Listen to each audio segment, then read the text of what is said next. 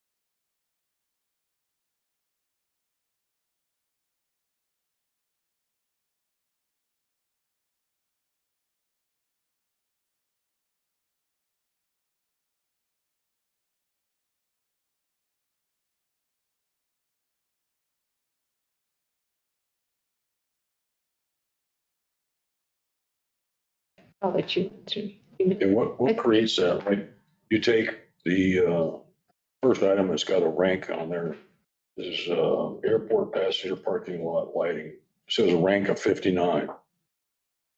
Oh, against what? Kathy, do you know? Yeah, the ranking, this is the way it's ranked on the state's ICIP list. So this is statewide. And it's, yeah, but it's basically, there's no rhyme or reason to it, it doesn't really mean anything, Okay, but the numbers have to be sequential. And you can't use one more than once. So you okay. can kind of fill in blanks as things are added, take Okay. away. So it has no bearing on anything. No, Okay, thank you. If I may, just line item number. Help.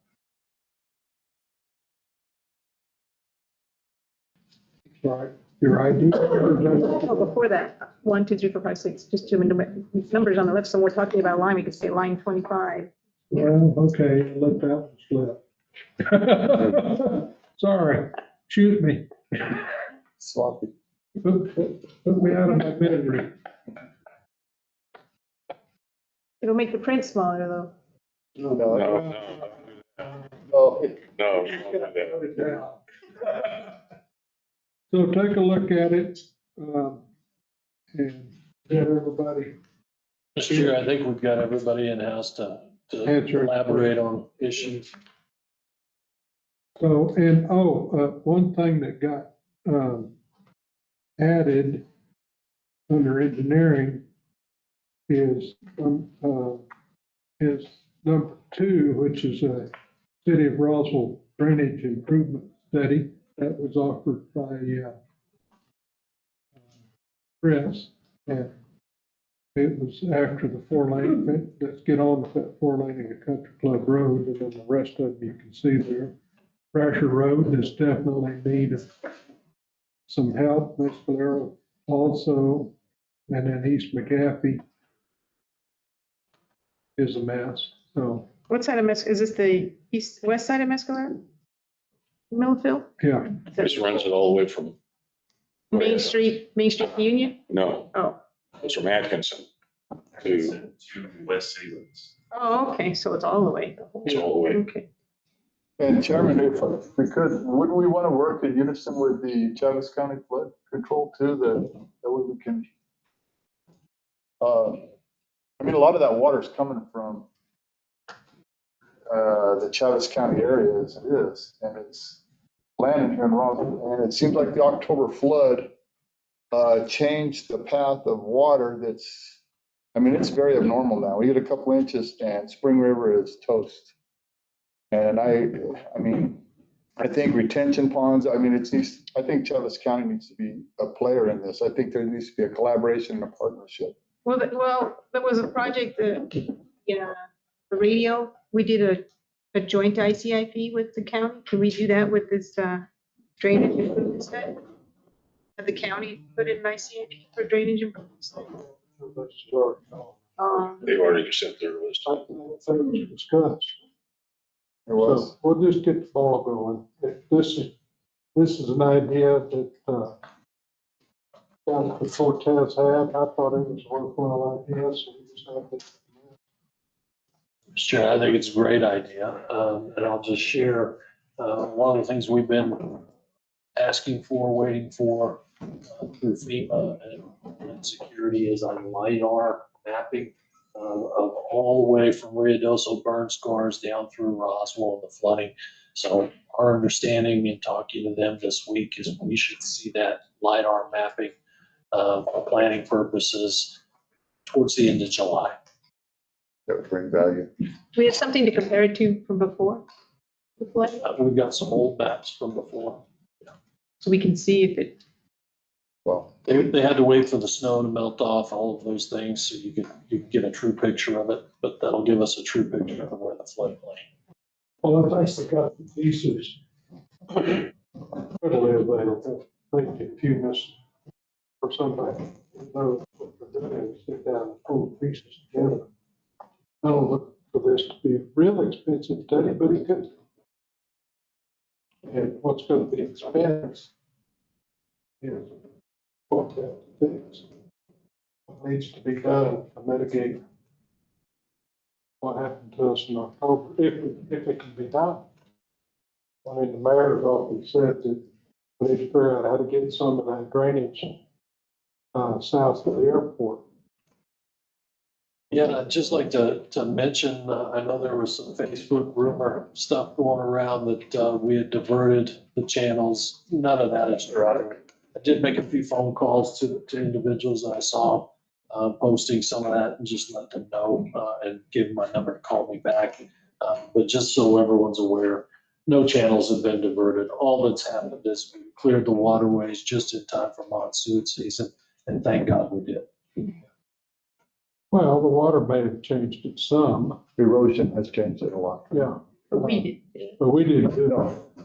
Well, I think No, we did not. The county commission meeting, the guy that spoke to it, he said they diverted it. No.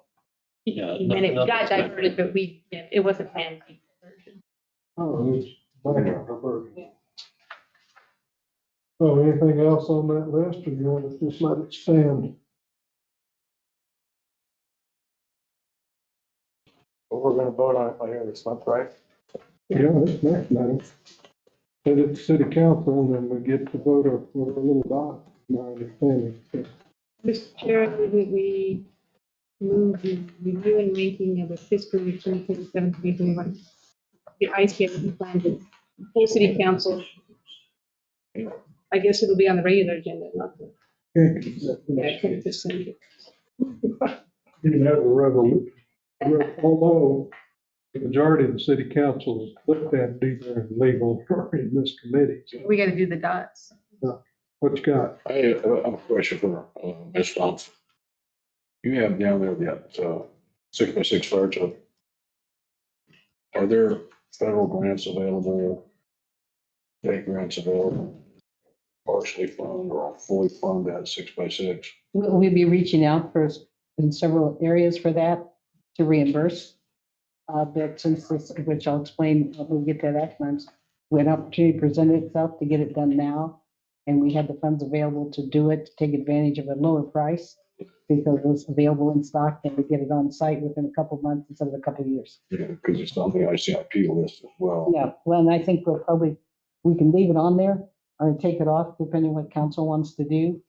But we do have an opportunity to reach out for some Yeah, funding. I didn't mean to jump the action. I No. just saw on the ICIP list as well. Okay. Whether there was additional funding to get that done. Okay, thank you. Yeah,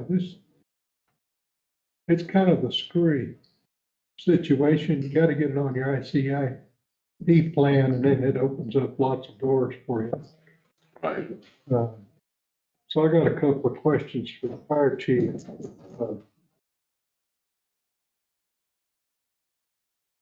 Station 2 expansion, is that anticipating moving into the ambulance business? Is that part of the reason for this, or just your normal stop? Yes, it would be part of that. Okay. But mainly it's our push to make it a more female-friendly environment. And your additional parking station 1, similar? Yes, sir, we've outgrown the footprint there with this addition that we're about to put. And there'll just be nowhere to park back there.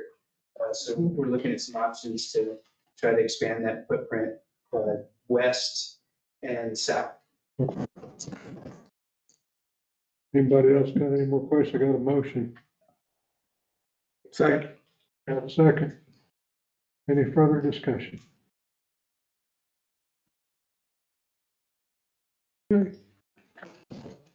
All those in favor say aye. Right.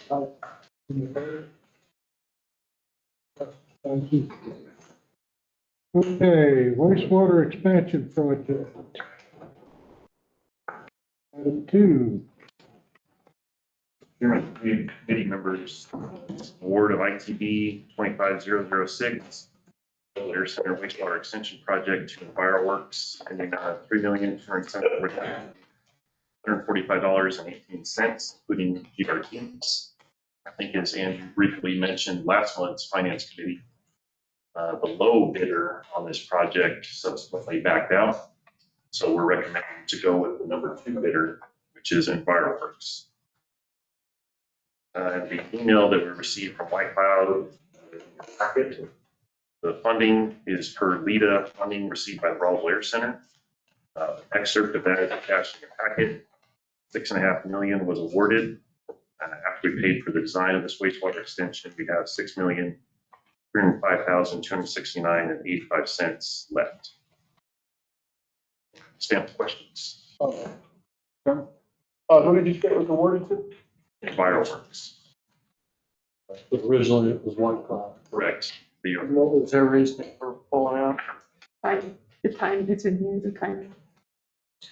So I don't think we were necessarily given a reasoning for them pulling out as the lowest bidder. I will say that they were the lowest bidder under the previous senior engineer at that time. And shortly after he left is when they pulled out. Their letter says it's time sensitive due to. Yeah, it is, right. So They're saying that outside funding term limits. Correct. So Are these funds gonna expire, that we have to turn them back in if this work isn't done in a certain time frame? correct, yes, sir. The funding agreement specifies we have to have the project done by, I believe it's October of 2026. And they could not come in here Correct. and meet that? I mean, that's $1 million difference. Yeah, And whether we can get extension on funding or the completion requirement. Yeah, I don't know if it would be feasible with that funding source or not. It's a lot of money, $1 million difference. Whether we try to negotiate with them, whether just accept their money at face value, or what's the difference here? I think they might have been concerned about change orders and the ability to do change orders after being the lowest bid. Just saying.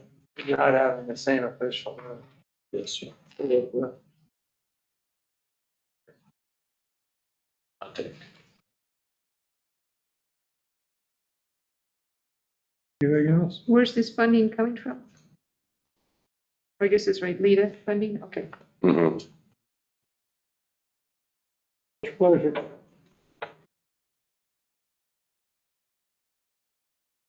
Chairman, I recommend award of ITB 25-006 RAC wastewater extension project to EnviroWorks LLC in the amount of $3,274,145.18, which includes GRT for the consent agenda. Second. Any further discussion? Hearing none, any opposed? Passes 5-2. Okay, now, who we get the feet on? Airport manager or fire chief? Got your name on it. It does. Yes, thank you, Chairman. Mr. Chair, we're on item 3. We're on item 3. The- CDBG. Oh, Scott, went too far. Excuse me. Thank you for keeping me on it. It's a tough job, but we're up. I skipped that. You're talking. You didn't catch that comment, did you? He's ignoring it. Some things are just not worth commenting about. Okay, Mr. Chairman, committee members, this is Resolution 25XX for support of application to New Mexico Department of Finance for a possible community development block grant funding application. So we've begun the initial steps of an application to the New Mexico Department of Finance. We've held 2 public meetings in regards to possible CDBG projects. First one was May 28th and then June 6th. The potential project that was identified during these hearings was sidewalk and ADA improvements on 6th, 7th, and 8th streets from Railroad Street to Garden Street. This project is estimated to cost approximately $1.3 million, and if awarded, the city would be responsible for a 10% match of approximately $130,000. And again, this is just for project application support. If we're awarded, we have to do a budget adjustment. And the resolution has been submitted for review. Packet, you have the draft resolution, the CDBG application checklist showing everything we'd have to submit as part of that application. A map showing the project area, 6th, 7th, and 8th. Preliminary estimate. Stand for questions.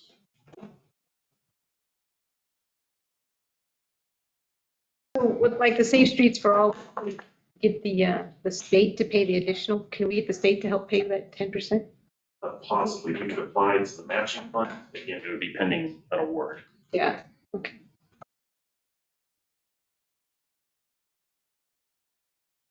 anybody else?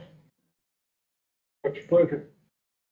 Mr. Chairman, I move that we approve the resolution 25XX for support of application to Mexico Department of Finance for possible community development block grant funding application as discussed for paving for 6th, 7th, and 8th streets be placed on the consent agenda. Thank you. Councilor Kevin gets second. I was gonna say the Mayor Pro Tem. No, he's not. Oh, don't get ready. She already has. Okay, any objection? Hearing none, passes 5-2. Now, we're on to the Air Center Fire Truck. Yes, sir. Thank you, Mr. Chairman. And as I start on item 4, I would like to, I would say apologize, but apologize is not the right word. I'd certainly like to thank staff because 7 of the 13 items today are related to the Air Center. And I've got to compliment the staff and all the help they provided and the hard work they've been doing as we move forward through all those items. So the first one that I'll talk about is to purchase a new airport rescue and firefighter truck. As you can see in your packet on page 27, that the current truck is old, 18 years old. We have a second truck, so obviously we need backup, especially as I mentioned in legal last week, that in order to get repairs done on airport fire trucks, there's one gentleman in the state that's licensed to do so. And he may have parts, may not have parts, but you got to schedule him when he's available. So a simple repair can take a very long time and we can't be without that equipment. And as a perfect storm, a good storm came together. The airport, fortunately, collection of a lot of old debts and everything over the last several months, did have the funds to go ahead and ask for purchase of this item. And the good thing about that is it won't take 2 years to get here as fire trucks normally do. Hopefully it's less than 2 months, but we're talking about 2 months to deliver it. It is everything. There's a great deal of specifications on it, as you can see. And the fact that the fire department, the chief and his staff worked very diligently locating what they needed to get this done was also extremely helpful. And as it turns out, it's about $500,000 less than if they'd ordered and waited the 2 years because it was available to us. So we're very fortunate to have that. And I will stand for any questions. Questions? Yes, sir. Yes, thank you, Chairman. Was this done through a bid process or, I mean, because of the dollar amount, or is this a price agreement, sole source? How is it? Well, with the top of the fire department, we reached out to see what was available. And this was the only unit available. To have something quickly and that met the specifications we needed. So it would be a sole source, Yes, possibly. yes, sir. And Tony, do we have the language or do we have supporting documentation for the sole source to keep us out of procurement trouble? No, we have not done that yet, but if you guys approve this or recommend this, we'll have to go out for that. So Okay. we didn't know, we just barely got the quotes for this right before the. Okay. And do you have? Yeah, if we could check and see if they're on anything. Well, the supporting documentation that would suffice would be just where you reached out to somebody else. They couldn't meet it. Maybe reach out and just, We do have that. and if you have those, That would constitute a sole source. We haven't initiated procurement yet. Yes, yes. This is just to approve the funding for that. right, okay. But I we just want did to make search- sure we searched the- when this comes into alignment that we have all the ducks falling in a row right behind us. Great question. Thank you, Bob. Thank you, Chairman. Mr. Chairman, Sir. we have not closed out. What?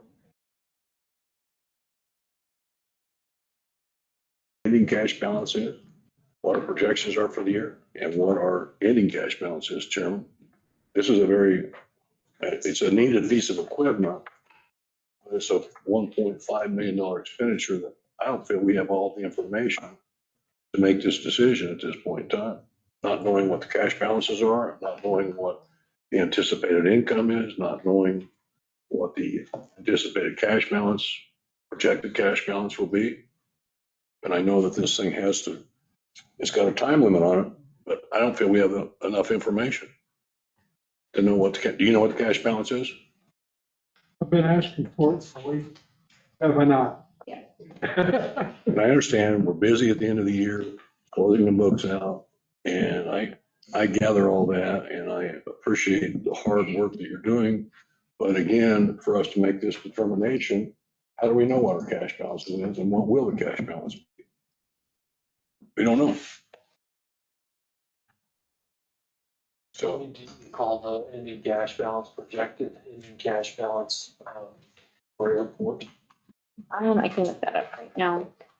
That doesn't have everything in there since we are closing out the month of June still. It gives us an idea. yeah.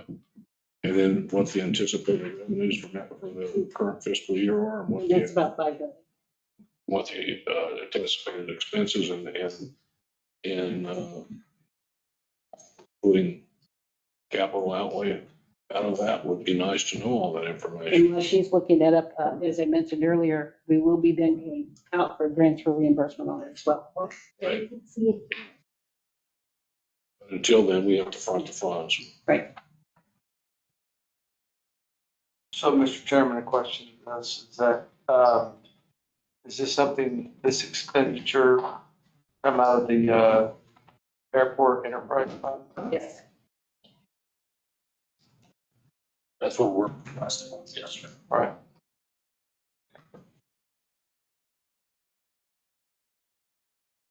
And to Councilor Hillenbrand's point, that cash balance becomes pretty important when you're taking it out of that fund, that Sure. enterprise fund. And it was flush, but this is a big chunk. Yes. It's a big chunk, so.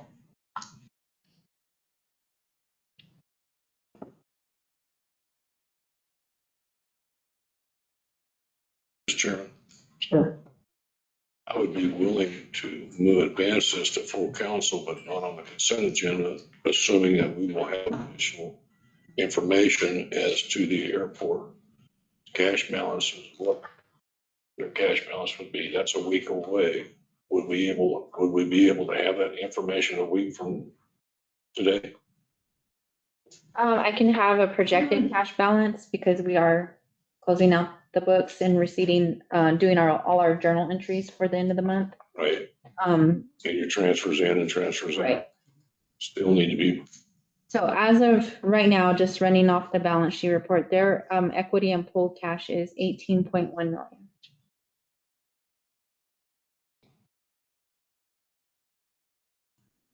You're still expecting an income of 5 million, but you don't know what the expenses are. does that include some of these grants that are sitting out there, Tony? That is what we've received on so far. So if they have any additional grant funding that's coming in, it will be reflected in this fiscal year. Right, but of that 18 million, how much of that is encumbered? That's the Oh, question. yeah. I'd have to go back and look at all that. Because that Because we tend to 18 count million, that as a cash balance. the 18 And it's million may not. not be Yeah. what we really have. It may be encumbered. And so, I don't think so. You can correct me if I'm wrong, Tony, but if it's encumbered, then it wouldn't show up in the cash. Correct. It wouldn't show up in the cash because we are releasing all those funds back into, we're closing out those POs so they can open new POs this fiscal year and referencing those old ones. Encumbrance by its very nature encumbers the funds, so it wouldn't be in the cash balance. So if we've got a projected cash balance of $18 million, that's pretty flush. But I think another week to get to council will give some more tightening of that number, that projected number. because what you're saying is you're closing out those POs, going to reissue new POs. They're gonna reissue. They're still encumbered, They're still gonna be covered. That's right. whether you use that terminology or not. They're committed. They're committed. You know, we need to see what the obligation, what that $18 million goes down to. I like your idea of moving it to council without, Yeah. not on the consent, and then we can see all the numbers during the decision. Makes sense. So we'll get a completed calculation of the airport enterprise fund, revenues, expenditures, and cash balance. I can do like a mock of it with the information that I have so far. I think that would be very beneficial, and then also showing what the 26 anticipated budget and revenue, whatever budget we pass, and also showing the expenses, any capital outlay, and so we can get a good idea of what we think our ending budget or ending cash balance is going to be. Makes sense. Maybe hopefully we'll be enough, you can build a new terminal. Good. Can always hope. I'm gonna have a fire truck. And I like the idea. I mean, you're saving $500,000 That's, Yeah, the credit for that definitely goes to the fire department for doing all the legwork and finding the unit. think cheap, or do we think Randy, or do we think Darryl? Washington. Thank you. They're always good about that, keep passing it down. Is that approved by ISO? Yes. Yeah. Yeah, the only drawback to that is the next truck that we'll be able to just be 2027 if we pass up on this. It's the probability with it. I think we need to see, Right. not only the projected, we need the sole source information too, the city council meeting. Right? Yeah. Not that they may be on state contract. Yeah. We need to do a little more homework. Yeah, there's some. Yeah. He's on a confident on state contract. Oh, right, yeah, we can check it. It's on that with Simmons. There, Mark? yeah, there's probably the state contracts. Yeah, with those guys. Yeah, normally on their quotes, they use it indicates the state contract, and I didn't see it on there, like, or CES or something Right. like that. I didn't see none of that. That's why I asked.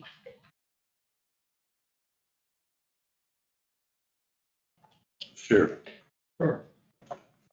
Recommend we approve the Roswell Air Center purchase for the new ARFF truck be placed on the regular city council agenda for next meeting.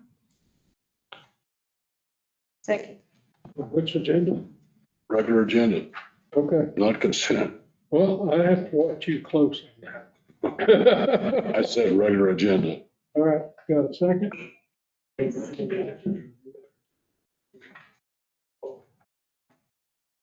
Mayor? Right, at this very moment, this room belongs to me. Oh.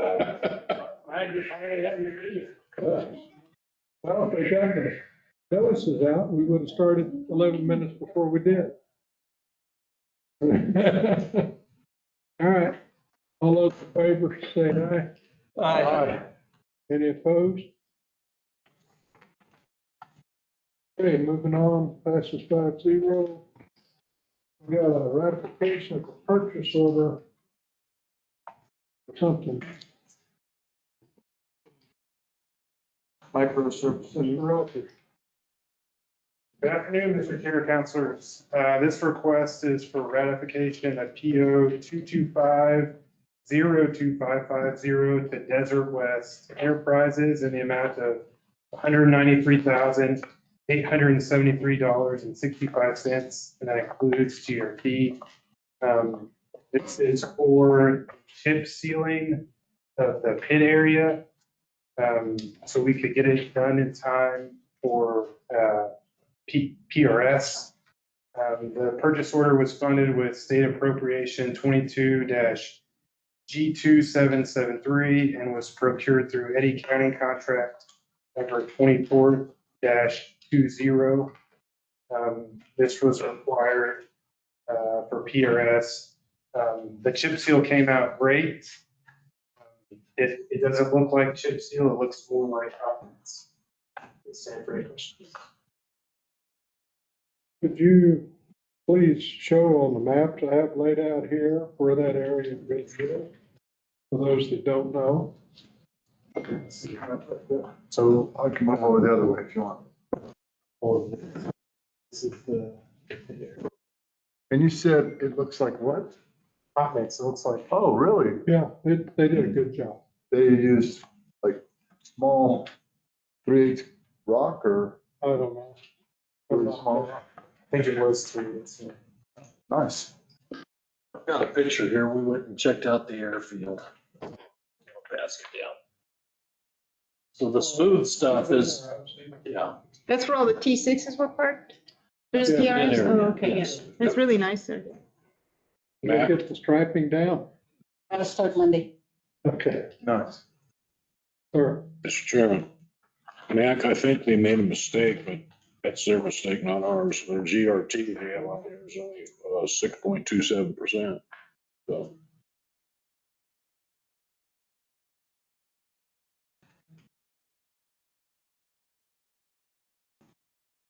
I think you're right. It's their mistake, not ours. It's their mistake. I mean, We don't think about those things. they're gonna have to pay what they have to, so. Well, this But they could be coming back with a change. is Done. rate increase. But even then, we weren't at It's 6.2. Yeah. 6.27% is not close to. It's a percentage less, a whole full point. 7.8. That's Chavis County rates, it's not Russell rates. That's right, Chavis County rate. Chavis County rates not They've right. been working in the city, but that's on them. Not on us. And I No will say change they order. gave us a smoking hot deal, on what the work they did. CES deal? It was an Eddy County contract for the first layer. The second layer, which is on the agenda today as well, was a CS deal. Okay, 2420. I got it. I'm getting there. I was out there. I want to put this The down. government, or the state. No, but what's it stand for? Okay. TV education, What's the E? Cooperative education research. educational service, where they charge you a 3% fee for going there. Oh, okay. Okay, what's your pleasure on item 5? Unless there's more discussion, doesn't matter. What's your pleasure?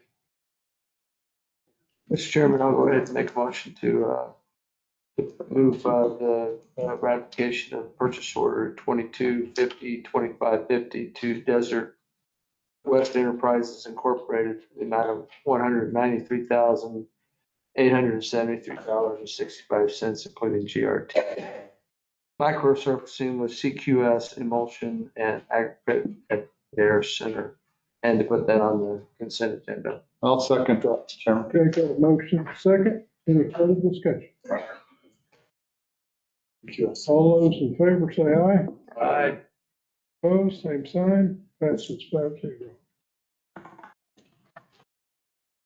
Okay, moving on to the next item, item 6.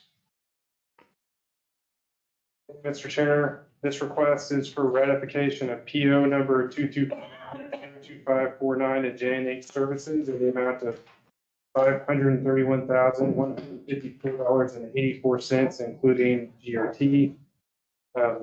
This is for site grading and subgrade prep of the same area we're discussing, the pit area, to be utilized for PRS. The purchase order was funded with state appropriation 22-G2773 and procured through a CES contract. The city provided all of the millings for the subgrade prep. Desert West was very complimentary of this. This is the CES contract. Yes, sir. So explain to me how we went to CES. We get caught short on time. We didn't see what was gonna need to be done. What's going on here? So, I think there were some real time constraints. You know, it was a situation where, look, we've got this material for subgrade that we can put chip seal over. We need it done in time for PRS.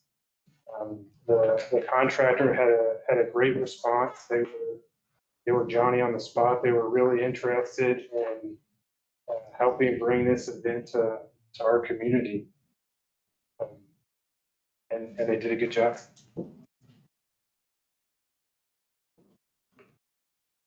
Any other questions? Yeah, Mr. Chairman, again, this, GRT is maybe incorrect. Was the work performed before or after July 1? Before. We paid, see, it's already been paid.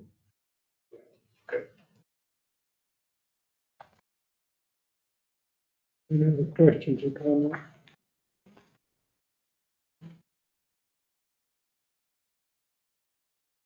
Okay. Chairman, I move that we ratify the purchase order of 22502-549 to Gen H Service Inc. in the amount of $531,154.84. That includes GRT for site grading, subgrade prep at the Air Center. Let's move that to the consent agenda. Second. Got a motion, second, any further discussion? Okay, hearing none, all those in favor say aye. Aye. Any opposed? Passes 5-0. Moving on to temporary bleachers. Thank you, Mr. Chair. This request is for consideration to award ITB 25-011 for temporary bleachers for the national champion air races in the amount of $213,802.46, including GRT to special event seating. 4 bids were received, and this is the lowest bidder per state and local policy.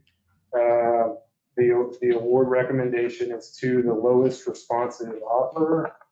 The temporary bleachers have a seating capacity of almost 7,500, have 25 rows tall, and are ADA accessible. These will be utilized for the races in September. It'll take them about 2 weeks to set up the bleachers and a week to tear down. Stand for any questions. Is this funding, is it gonna be part of what the state gave us? Yes. Yeah, so this is reimbursable through a state tourism grant. We're gonna use general ledger account 5100 4332-655-003.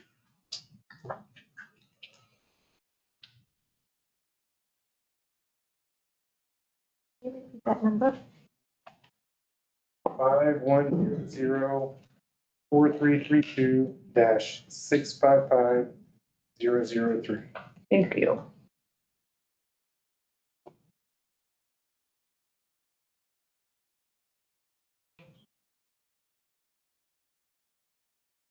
This is because the tower can't see through a chain link fence. 50 feet of the RSA. 50 feet of the RSA. See the chain link fence. 8 months after our initial request, it should have been responded to within 45 days. Yeah. Yeah. And was not. Is it final now? Is that gonna constitute re-engineering of the bleachers that we already basically have on the field? Yes, sir. We think so, in order to align it to our original location, yes. Mr. Chairman? Yes, we have a paperwork again in front of the FAA that to go back to that original site for the permanent bleachers. And Mr. Rogers has been doing a very good job keeping in touch with the folks that are building the permanent bleachers. What happened was they wanted it lower because of the chain link that you mentioned. So the only engineering that we're thinking is going to be required is to move the timer box and the press box from the top of the back of the bleachers down into the bleachers, which will result in the loss of some of the seats. How many? Not quite sure, they haven't provided that engineering yet, but we still should have about 8,000. Loss? No, 8,000. Oh, okay, I was like, what? Oh, 8,000. Yeah. Okay, Mr. Chair, I move we approve award ITB 25011 for temporary bleachers for the national championship air races in the amount of $213,802.48 to special event seating of 46 to special event seating, which is reimbursable. Consent agenda. Second. Second. Any other discussion? Hearing none, passes 5-0.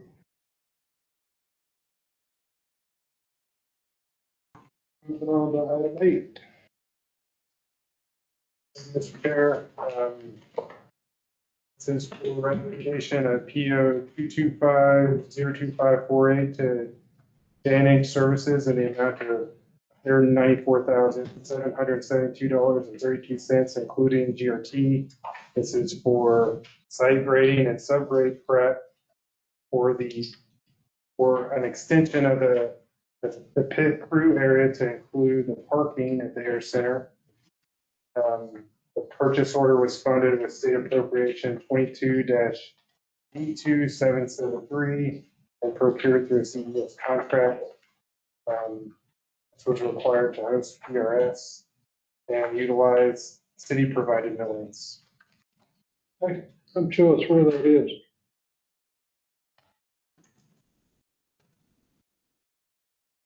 So here's the end of the pit area, and then here's the parking for the crews that work on. It's Thanks to Mr. Secretary, we know that'll hold about 485 vehicles. 485. Is that enough? They can put one car in the pit and then the rest of the crew have to be up there.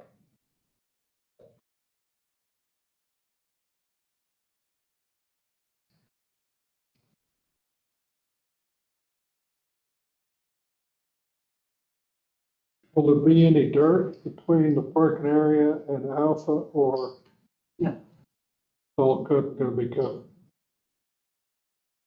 Which is good because we can then use it for other activities. Yes. What's the weight bearing supposed to be on this parking lot? I don't remember, do you, Mike? Yeah, I'm not sure. I don't think it's real heavy. I think they're just looking at 2 inches of. Auto parking, yeah. A light airplanes, That'll GA, just be cars. huh? That area will just be cars. Must be what? Automobiles. Vehicles. Oh, yeah. But if an airplane gets lost out there at night, taxis through that area, they're not gonna sneak in, are they? We got more problems in the thickness of the asphalt then. Well, I'm not gonna tell you if I'm drunk or not. Oh, Molson Corbin's worked on the specs for all this stuff ahead of the work. Okay, good base and 2 inch for that would suffice. yeah. Okay. What's your pleasure? Mr. Chairman, Well, I move we ratify purchase order 225025548 to JH Services in the amount of $194,772.32 for site grading and subgrade prep for the air center. To be placed on the consent agenda. Second. got a motion and a second. Any further discussion? All those in favor say aye. Aye.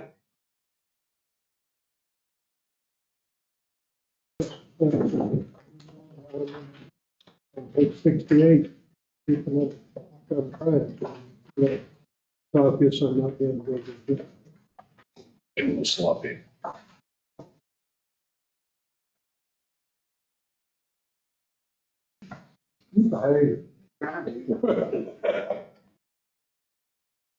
Mr. Rogers.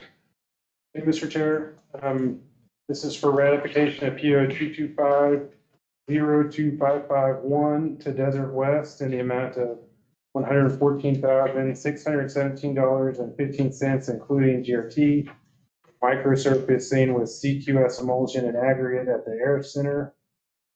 This was funded with state appropriation 22-G2773 and procured through a CES contract. This is for a second layer of chip seal on the pit area so that it's a double pin chip seal, like we discussed on a previous item, and was completed in time for PRS.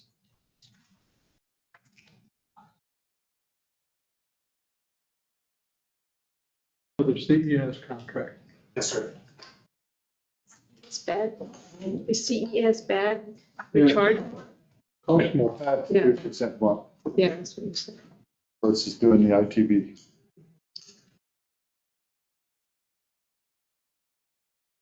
Or finding another, price agreement. Which there's plenty out there. It's for chip seal, but, Desert West is the big player in this vicinity, so it's, You know what to do? They probably might have a contract with somebody. If anybody bothered to look, you see if they had any other contracts in the immediate vicinity. See if we get it under state agreement instead of CES. You know, That's what I thought. we did utilize the Eddy County contract. I believe that PO was executed first. And then after we utilized that, we found this to be the most effective for getting the second laser. I'm that effective. You know, it just worked out well for everyone on our side and as well for the vendor. Oh, looking at the dollars and cents, is this less expensive than what you could have done through the Eddy County contract? I don't believe it was a significant difference now. I'd like to see some figures. Put it on the agenda for next time. And Chairman, if I may, we have the eligibility to utilize state contracts as well. Yes. And they are listed on state contract. Jane, Desert West in particular, I know factually. Okay. Did you even look? Just to let you know. Yes. I mean, utilize all your sources we can for the taxpayers. I'm tired of paying search. I like we're rolling the money around here.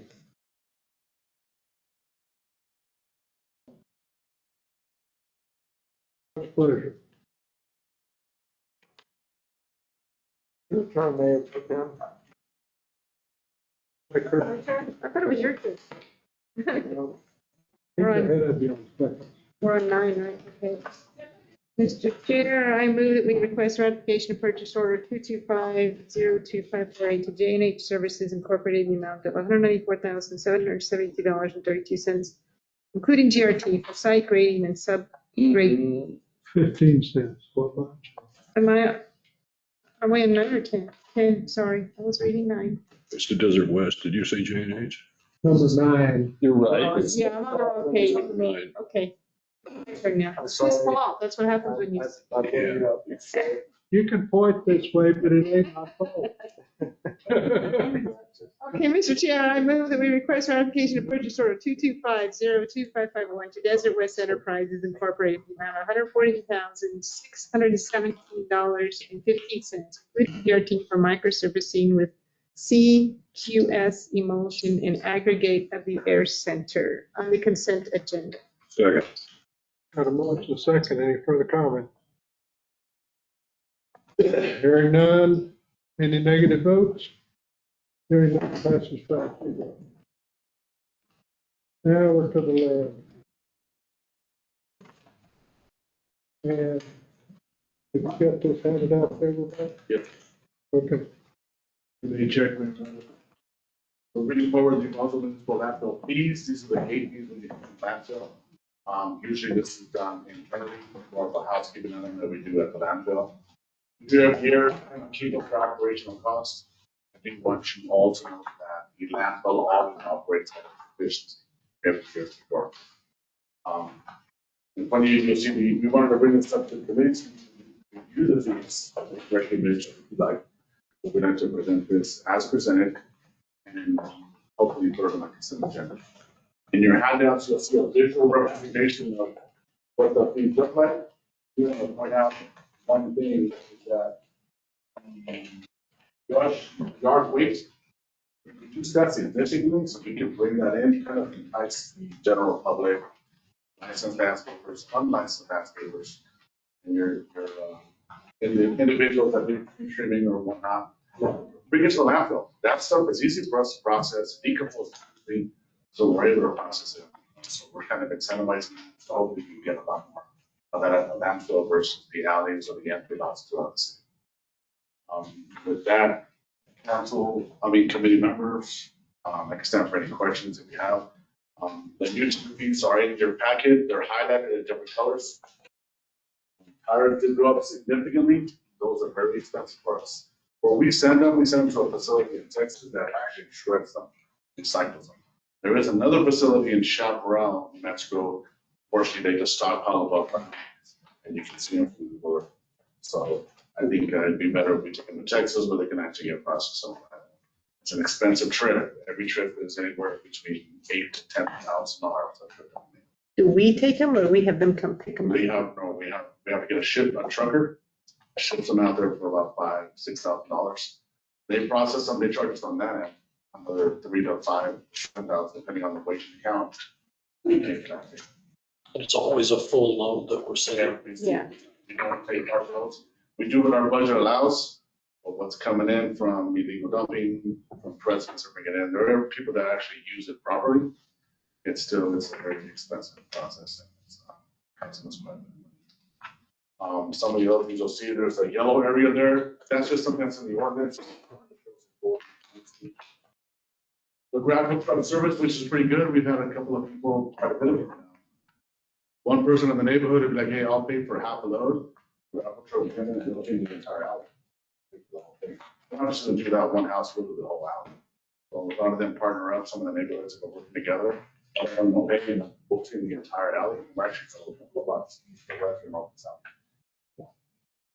And with that, I can stand for any question. Mr. Chairman, sort of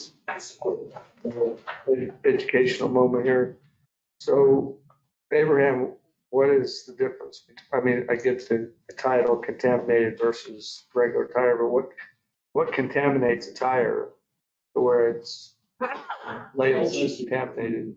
So if it comes in with specifically oil, trash, debris in it, mud, it has a rim.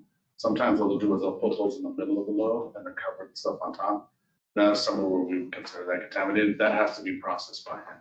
We have to remove that ourselves through the steel and process that tire. And the tires have to be shipped out differently if it has oil or any kind of petroleum-based products. I get the oil part and stuff like that, but mud, dirt. A lot of that stuff gets in. You can't just ship that to Silver City, Texas. We need to keep them out, so we'll have to go separate those and process them. The contamination could be mud, gravel.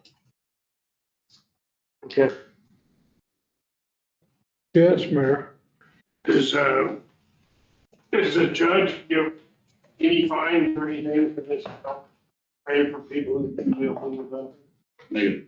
So you don't get any money from any illegal dumping or anything that's cited for? I don't know if we ever cited before. We try, but it's difficult because it shows up overnight. Nobody sees who it was or when it was. Nobody sees nothing. It's pretty difficult to prosecute. A little off subject, but we put out some of those, remember a few times we put out the roll-offs for people. Are you planning to do that again? I think people really enjoy that. Yeah. We're still in the recovery process, getting back to. Yeah. But that's something we can definitely take. There's a lot of people took advantage of it. Well, you saw it. It was a very good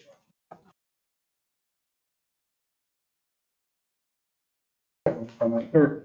Abraham, you explained that these tires are loaded and shipped somewhere, and so we actually load up a truck, we pay for a truck to ship them over there?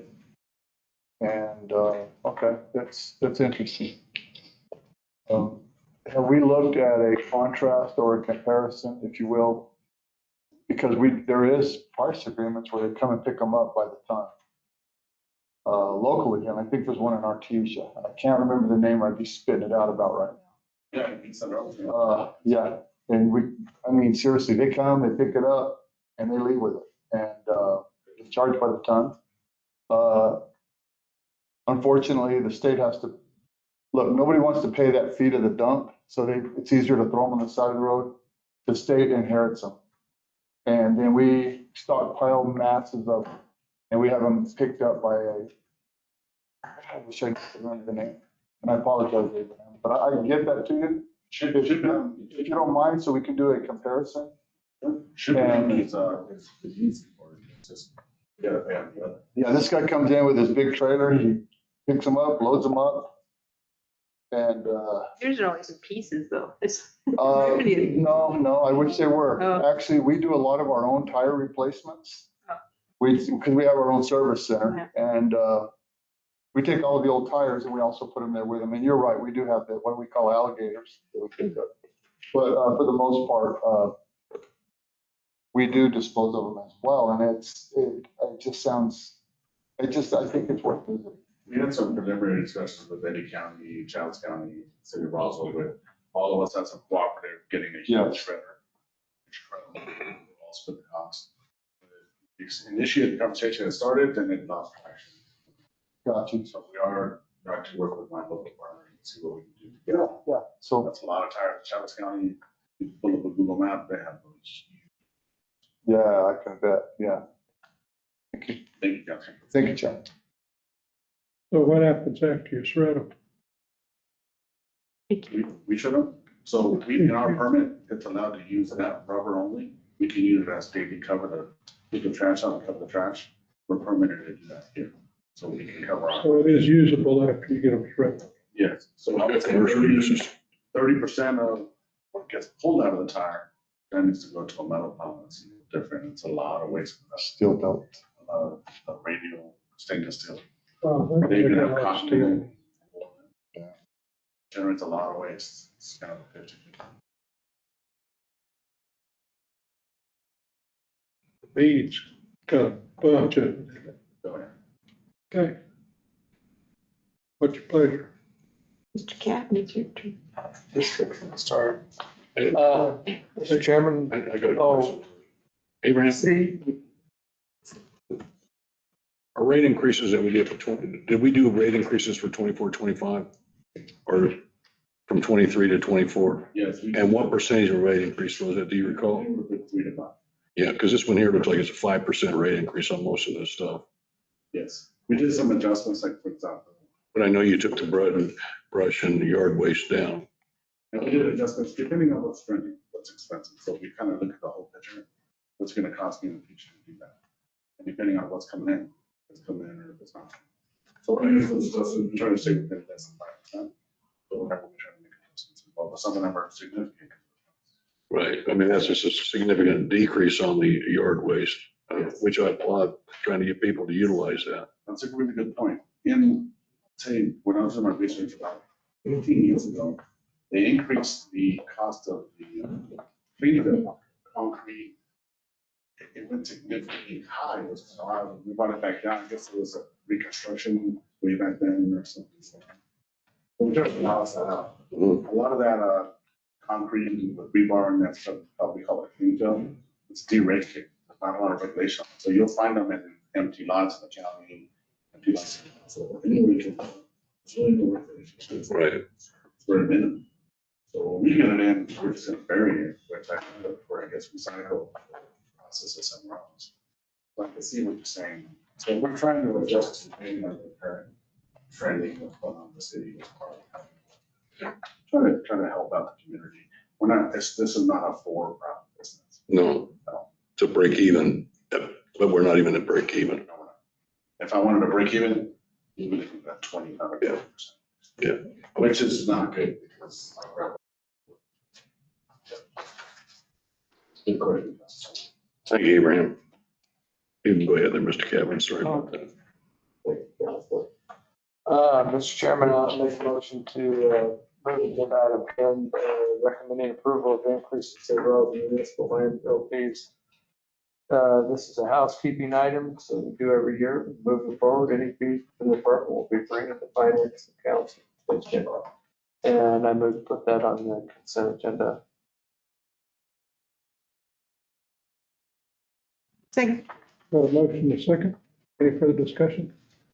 All those in favor say aye. Aye. Any opposed?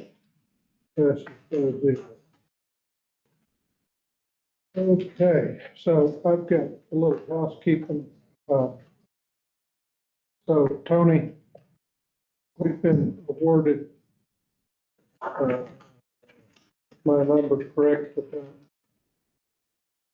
$13 million for the air show stuff by state appropriation. This fiscal year? Oh, No, Total? Yeah, 5 million was the first installment, then another 8, if I remember correctly. I don't remember an 8, but we did get 5 million. I'm not sure where the 8's coming from. Did we get 8 more? We did. I think so. That was a tourism. Yeah, So are you talking about the infrastructure bill? What are you talking about here? Because these are different, Yeah. these are different things. Yeah.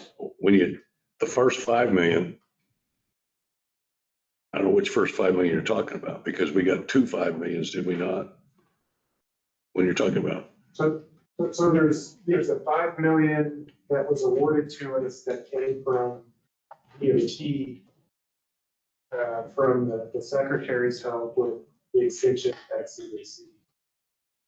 okay, so is that the 5 million you're talking about, Counselor? 8 million was for tourism.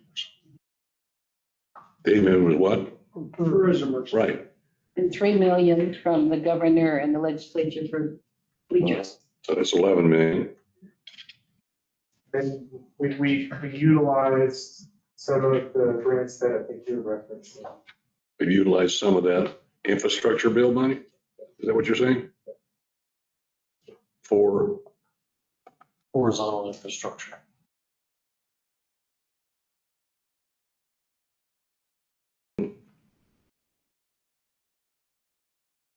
Okay, so this is what I want. I want an accounting of the various places that we got money, tourism or wherever, where we've spent it, how much is left, if any. So what we're working on right now, I have Kathy working on it, it's a listing of all our grants, and she sent out an email to all staff citywide. So they can send us all the grants that they know that they have, that way we can cross-check what we have and make sure it's correct. We're doing a spreadsheet to put all that in there and all the NOOs, so we'll have a budgeted amount from what we've received or what the total grant award is, minus all the NOOs that we've done and any POs that we have in place. So we have a total amount of each grant within the city. And then we'll have a graph on there showing the progress on that for each of them. Well, You never have before. I'm trying to zero in on how much money's been expended getting ready. Well, that will have everything in there for that. I want it broke out separately. Yeah, we'll have it by each grant. Okay. And I don't know how you guys would want this presented. Do you want it presented at each finance committee meeting? Do you want it done monthly, quarterly? How would you like to see that? used to get grant status every finance meeting. There was a report that was generated that showed the grants by department and where we were at with those. Well, you've seen that No, I have not. report. It was, I believe Elizabeth put that report together. You remember that report, Counselor? Did we not receive that every month? I don't remember it every month, but Maybe quarterly would be, sufficient, yeah. because these projects take a while, they don't Right. change that much in 30 days. That quarterly would be fine, I think. Any disagreement? Hearing none, you know, we want a quarterly update, and I guess my interest is not only on the whole list of grants, but where it's being spent. Airport's got it, wastewater's got it, golf's got it, whatever, and then bulk all those together by department category instead of just running list, because running list is hard to go, oh, what's this? Okay, I got that one, and then I look down here and I go, where'd this one come from? Just do it like, Department, gotta go, do it like this, then you can find it, By department. you know, administration, IT, engineering, whatever. And then we go further in engineering, because they've got some broad categories like bridges, sidewalks, and streets. Then put those in there together under the engineering banner. Yeah, that is something that I had thought about, and I know you had approached Kathy about it but I had already been working through that in my mind. I didn't work with her, I guess we sat down and did it, didn't we, Cassie? Okay. So. We get a motion second and vote on that. You're shaking this and they're saying yes, so I don't know. You're the scribe. Agenda. Huh? It's not on the agenda, so we can't. Oh, he's talking about the previous one. The landfill. The Landfill. The landfill we did, we're on number 11. Yeah, all right. He just did some cleanup on what we were just talking about. Some housekeeping, Yeah, if I remember the words. it's kind of the same thing, but Yeah, we need some more information here, figure out. now we're looking at a budget adjustment for the library, I mean, for the museum. Yep, I'm ready. I'm here. Okay. Good afternoon, Mr. Chair and councilors. So of course, the museum is closed right now, but we're doing a lot of behind the scenes work. And with the start of the new fiscal year, our budget, our operational budget's pretty much zeroed out. So my request is for approval of the budget adjustment for fiscal year 26, museum operational budget, in the amount of $57,520. This would go to support our efforts towards the disaster recovery, maintain our museum accreditation, collection care, and also some minimal outreach. I use the word minimal. I think it's important for us to be out in the community to a certain extent. The collections care, processing our recovery, going through that process is paramount. So that's what we're primarily focusing on. But there's elements that you've seen us do, like Second Saturdays, presentations in the community, just some general outreach. We'll be doing some pop-ups during farmers market. We also think it's important. I could go through it line by line, but I know that you also have descriptions in your packet. So I'll leave it at that, and I'm happy to answer any questions about the individual work. Questions? So, I've got one, everybody else is thinking, we've got listed here credit card fees for $2,400. What, you're not selling anything? We're selling memberships, and we're selling, so the very last item is our museum store. So we have some, what we're calling recovery merchandise that we're preparing right now and that we're willing to sell. Our foundation is actually paying for the production of those items and for the fee involved with an illustrator who's creating designs for us. My hope is that we sell the items, the foundation is fine for the monies just to go to the city. So part of our revenues, even though our revenues are going to be low, just that we have some revenues coming in. And then my hope is then to reimburse the foundation as items sell for the production costs. So we sell something for $20, production was $6, like we pay the $6 back to them. So credit card processing fees is for the, again, the sale of those memberships and then recovery merchandise as well. And where's the store located? Is it We have 2 places identified right now, and there may be others in the future, but Stellar Coffee is willing to support us. So it'd be like a consignment agreement. They would sell things on our behalf. We'd be getting those plates back. And then Bone Springs Art Space is also willing to do it. And then we can sell online too. We've thought about that as well. And then as we do pop-ups, there's ability to sell things. And you guys are setting up at the air show too? Mm-hmm. I don't know if we'll be selling things, we'll be focusing on educational activities, but if there's a possibility, yeah, we will. So excuse me, Mr. Chairman, 12,000 for store supplies. Mm-hmm. That's purely for the reimbursement of those production costs. I will admit though, the foundation said if the council's not wanting to support that, they'll still pay for it. The revenues will still come to the city. We just won't reimburse them for those production costs. They're willing to just support the city in general on this project. So I just put it in there because I felt like if we're selling it anyway, you might as well reimburse them. But again, if it's something that council does not want to support in terms of the reimbursement, they're okay to waive that. $2,800 for travel. Where are we traveling to? So some of it is return of artwork, so free artwork. We have a number of things on loan when the disaster hit. Some of it has already been returned. Some of it is in Chicago and some of it we still have. As we go through the insurance claim process and get more information on how to clean things, or have the service come and do it, we still need to return the items. And so it's cheaper for us to physically take it to them, and they're in the state. It's cheaper for us to do that than it is to hire a company to take it to them. So that's what we've done in the past, is courier it ourselves. We also are invited to go to and need to attend trainings, workshops, conferences.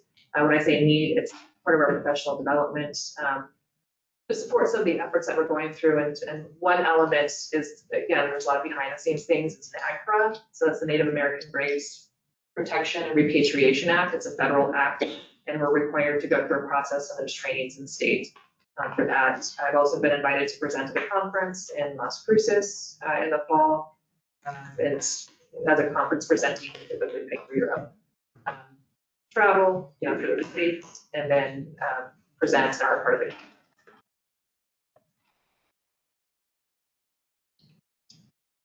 Thank you, Mr. Chair.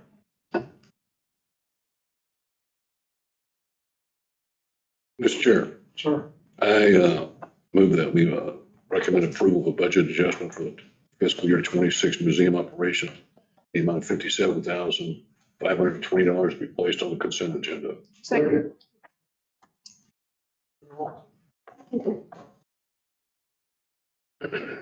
Johnson, I'm gonna give it to him. Okay. He slid into second safely.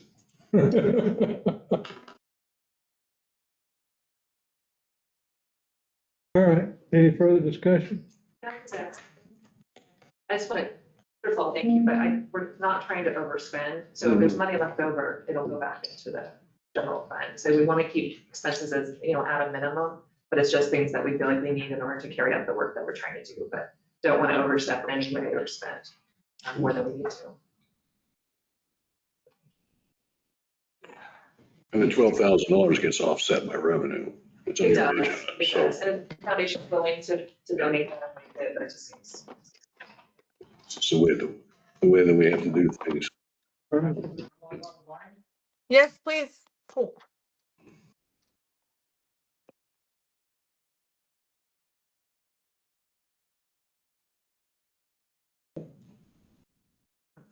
Okay. Ready to vote? All those in favor say aye. Aye. Aye. Any opposed? Passes 5-0. Oracle NetSuite. Ms. Gomez.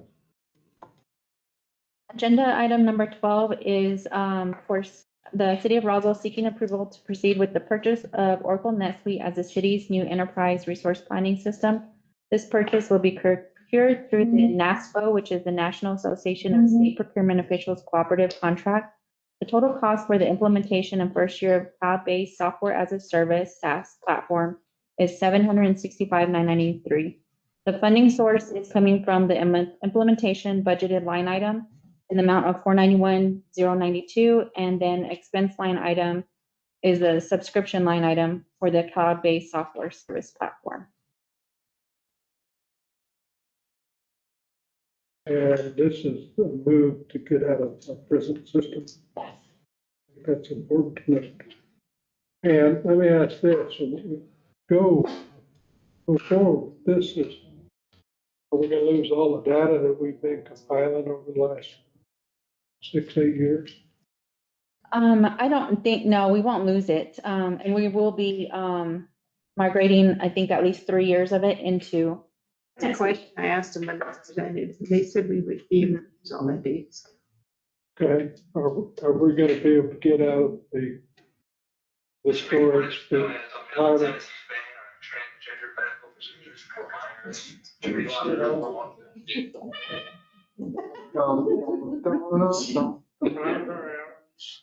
Mayor of the Hall's out there. So, under our contract, as I understand it, with our present computer system, they're maintaining our work at their wherever. And we'll be able to close that part of the contract out all at the same time as the plan. Are we month to month? It's Tyler or whatever it is? contractual year, or is it an annual? What It's is an it? annual, it's an annual contract and we have the ability to close that annual contract at the end of this next fiscal year. So we're contractually bound to them at the end of 26, June of 26. And will that give you enough time to get this implemented? And, So, yes, sir. because you're, Short answer is yes. okay. So make sure you have enough time and we don't. I appreciate that because we want to overpromise or underpromise, overdeliver. And we think it'll be less than 12 months, but we're banking on 12 months run parallel. Well, but you won't have a full 12 months. Unless you've already got this Oracle system up and running today, you don't have 12 months. For the implementation. Yeah, You for the need to pay implementation. a month to month. You're not going to, you're gonna take this fiscal year, put this Oracle system in, and then run parallel next year. And fiscal year for In the current fiscal. current fiscal year, Current fiscal. year. whatever time period that is, whether it's 8 months, 10 months, that's the only time you're gonna run parallel. You're not gonna run parallel after June 30th. Essentially, we'll get towards the end of the year. We think we'll probably take anywhere from 8 months, but to be safe, 12 months. We want to make sure that this implementation is done properly. Of course, you've got to have the staff do correct implementation. Right. But yes, we think we'll be You think you'd be okay? able to flip the switch. According to the references that we spoke to, some of them being IT people, they were very confident that we would be able to flip the switch and go. This is with Oracle support, correct? Yeah. But they've already done from Tyler to Oracle and other places, right? Yes, sir. Yes, ma'am. Yeah. They were very excited to come here. And they pledged support because their product, they feel their product is very far superior to Tyler. No, but it helps if they've already done someone. Yeah, all I'm saying is, we are the first one in the state. Yeah. For Oracle, but they're really excited about doing it, so they have a big plus to get it done and done right first time. So we're lucky in that respect, and they were very excited about doing this. And can I just tell you something? I've never seen a software implementation where the staff weren't running for the exits. And it is totally the opposite here. Everyone, the staff, spoke, Yeah, they were. extremely excited to move forward. I mean, they were very impressive in their presentation, and you couldn't say enough times how they know this is gonna be the first of many. Because there's a lot of people that have problems with Tyler. It's Tyler's just lack of care, period. Their support is jumped off the cliff. Months, not days, to get updates resolved and back in our data. It's ridiculous.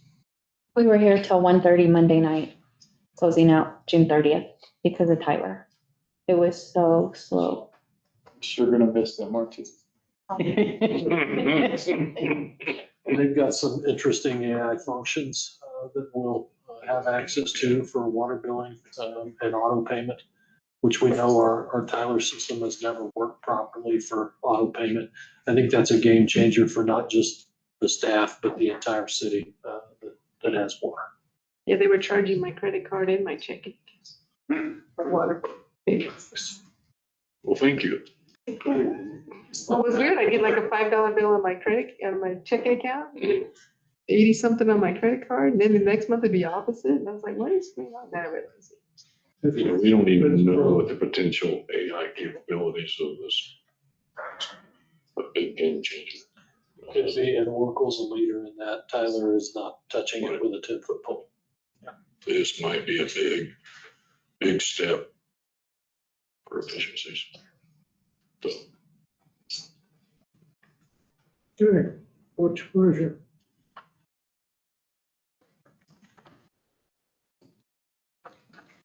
Government. Okay. I move that we approve the city of Roswell's, to proceed with the purchase of the Oracle NetSuite as the city's new enterprise resource planning system. In the amount of $765,993, put on the consent agenda. Second. Yeah, I've been a big proponent of this since I first got elected, so I'm glad we're finally getting there. All right. Any other comments? Those in favor say aye. Aye. Any opposed? Passes 5-0. Okay. Enterprise is next. No, minutes are. Oh. I heard myself. You all been having that trouble. Probably just me, must be something catching. I haven't had the problem yet. Well, I'm gonna work on you here in just a minute. Getting the sleepy. We aren't. All right, I guess, let's go now. I want to make one, comment on the ARC truck. The contract number is on the quote. Oh, is it? Yeah, it's right here if you didn't see it. It's with HGAC. HJC, oh, that is the contract. Yeah. Perfect. Awesome, thank you so much. You're welcome. Thanks, Tony. Oh, it needs the cash balance number. Yeah. Is that right? Good deal. Councilman Joe That makes things You just easier. need Thank you so beginning much. and the protected ending. I'm just clarifying. Yep. Okay, so Agenda item number 13 is to approval to enter into a contract with Enterprise Fleet Management for vehicle fleet management services.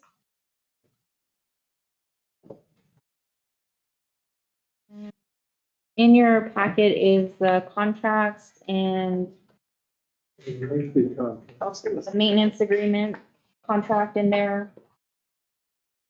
This will help with the city's aging fleet in the cost of the higher maintenance costs and the operational budgets. I have Christine here again if you have any questions from Enterprise.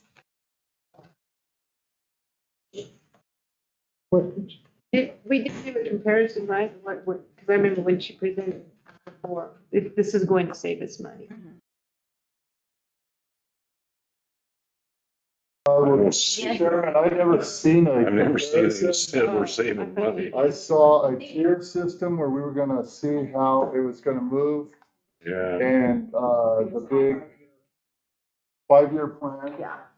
And I saw that, but I didn't see a contrast of how we're gonna get our equipment outlay, our equipment capital outlay budget and compare it to what we're gonna purchase. How does it? I mean, I've seen no comparison. And, I mean, we have an equipment manager, correct? Did. Okay, and I'm sure the equipment manager has a plan on how we replace vehicles already and how that compares to what we're gonna do with enterprise. And see if this, you know, a good contrast and comparison would show us if this is even a viable option for the state, I mean, for the city.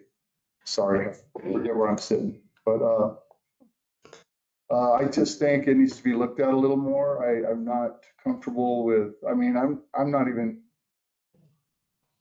agreeing with any of this. I think there's a lot more uncertainties here than meets the eye. And the last thing I want to see is the city lose capital and all of our equipment. Because that's what's going to happen as this goes forward. We're going to have no equipment and it's all going to be owned by Enterprise. And we'll be the leaser. On a lease agreement. We'll be the leasee, I'm sorry. Mhm.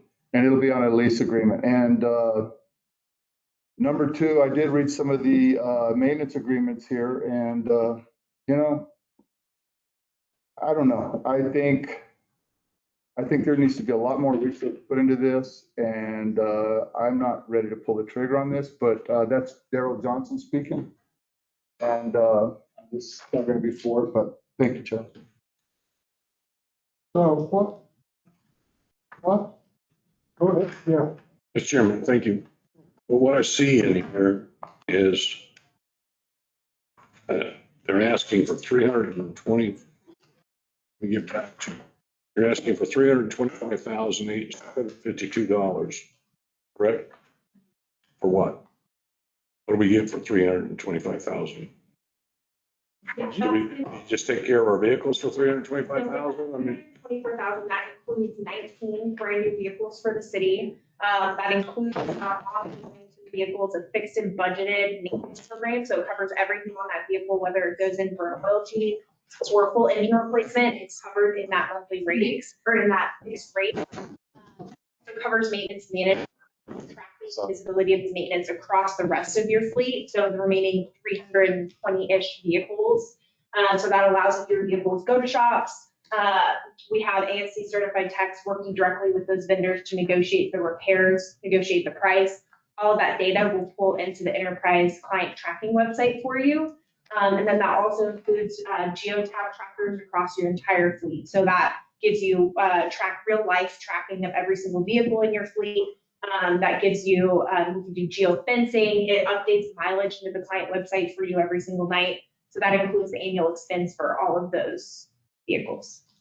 that's what I'm gonna say is I'd like to see. Is there a cap on the maintenance cost per vehicle? Like the fixed and budgeted, so it's broke down to a monthly rate. It's about $60 per month per vehicle. It differs a little bit based off of. So if it goes over that, it's fixed in. You're never gonna pay more, you're never gonna pay less than that monthly rate for any vehicle we help you acquire. no, let's say the service on this vehicle was $120. That would be responsible. Okay. Yep, It doesn't include brakes and tires. it does not include brakes and tires, no, sorry.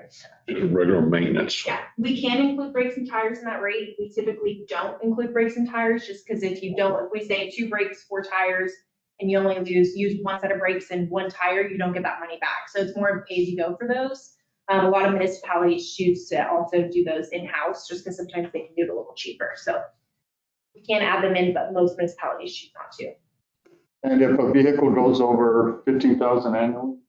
There's no mileage limit. So we estimate 15,000 miles a year. I thought I saw 15,000 was the. No, so it's 15,000. So 15,000 is that rate. It's basically, they're all wrote on a 5-year term. So that essentially gives you, 15,000 miles a year, but there are some years your cars are going to go less than 15,000. There might be some years that your cars are going to go more, but that doesn't cause any type of extra fee on the vehicle itself. So if it goes over 45,000 after 5 years, there's no extra fee? No. Only on the maintenance, not on the vehicle itself. On the maintenance, there's an over mileage charge, but your vehicles in your city. So there is an over mileage charge? Only on maintenance. I didn't know if we were talking about maintenance or the leases. The leases. Yeah, the leases, I'm there's no talking mileage. about both, I'm sorry. No, you're good. I'm like, I don't know, we're good. But yeah, so the leases, there's no over mileage charge. The maintenance, if you go more than that 45,000 over the 5-year period, there's a charge that comes with it for every mile that goes over. But the good thing is your vehicles, I don't think any of your vehicles outside of maybe your law enforcement are going more than 10,000. So it's a very comfortable buffer for you. I'd like to see what we're paying for 325,000. Seeing anything specific that tells me. I'd like to see a breakdown. There's what you signed this. This is paying for finance, it's a financing program is what this is. That's what this is. A million after, there's millions after the first year, by the way. Right. So And I don't see those tiers even in here right now. yeah. That we've seen in other packets, right? So. Yeah. I think we need to see those to have a better understanding, because eventually what's going to happen is the city will not own any vehicles. And I'd like to see the city's maintenance plan and ECOG replacement and compare them, and see, because we have some vehicles probably go 1,000 miles a year. We have some that could go 20,000 miles a year. I mean, and so do we want to, and we're going to treat each one the same. So we want to it's just, I think it's at this cost, because it's not just 300-something thousand. This is going to carry out over years. That's per year. And it's going to, then it starts ballooning as the years go to year 5, I believe. It's at $1 million, and it's I mean, we didn't see that in the packet this time, but I know it's a million, one, I don't know.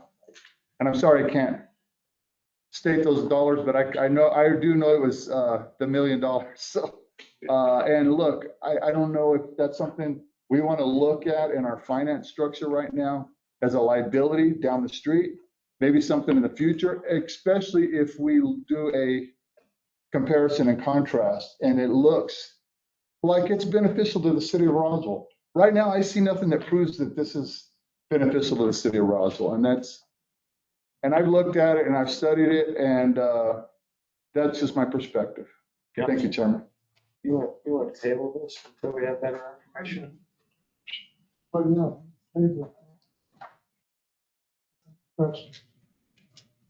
so my question is, what vehicles outside the scope of this? So you use dump trucks, we use pickups, we use automobiles.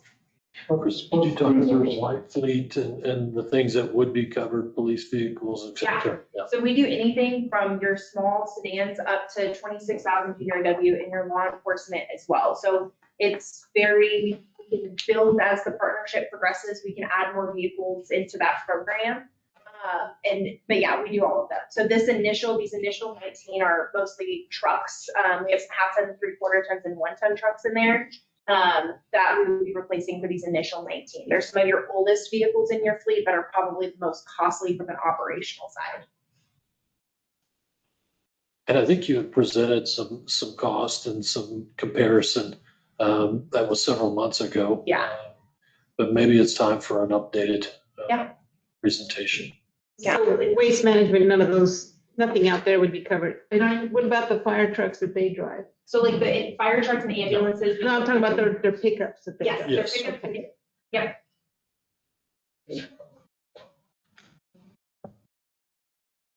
And the city's program, I'd like to see our program and how it's ran, and, let's run it parallel and let's see. A true comparison. Yeah, I mean, I think it's fair to the taxpayers as well. What's pleasure?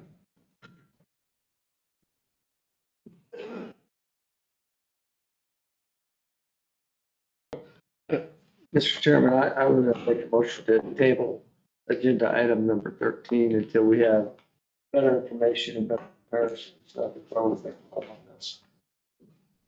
Second. The motion table and objection. This is fine.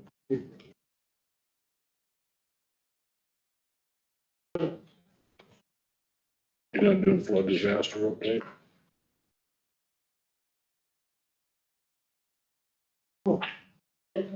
You'll talk about over again? No, you put it on your agenda. I didn't put it on your agenda. It's your agenda. Why do you want to bring up bad stuff? Well, unfortunately, we're gonna have to deal with that True. for the next couple of years. So. What we got on the flood update?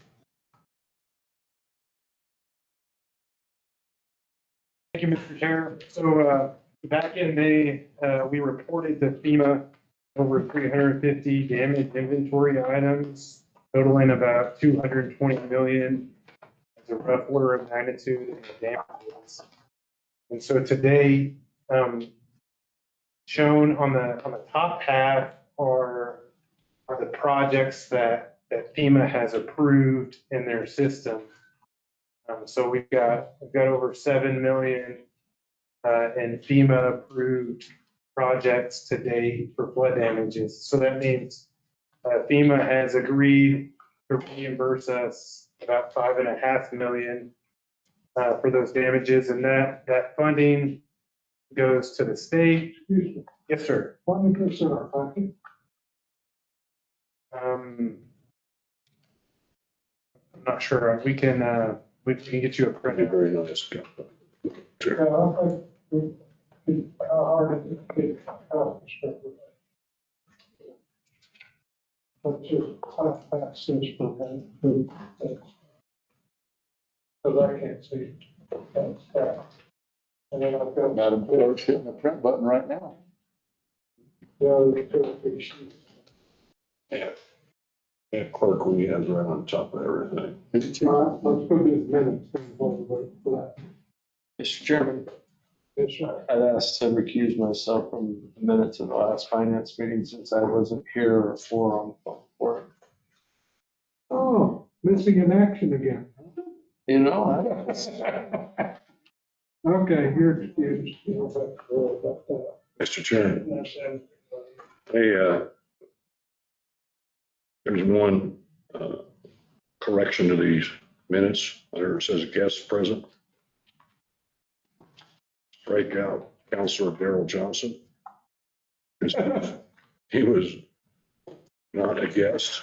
I believe he was a member of your committee, was he not? Well, last time I checked, is he still a member of the committee? Okay. So, Doing a good job. so I think we need Thank to, you, Counselor. I think we need to strike the under guest present Counselor Darrell Johnson. And then I make a motion to approve the minutes as amended. Second. Motion second to approve of the minute.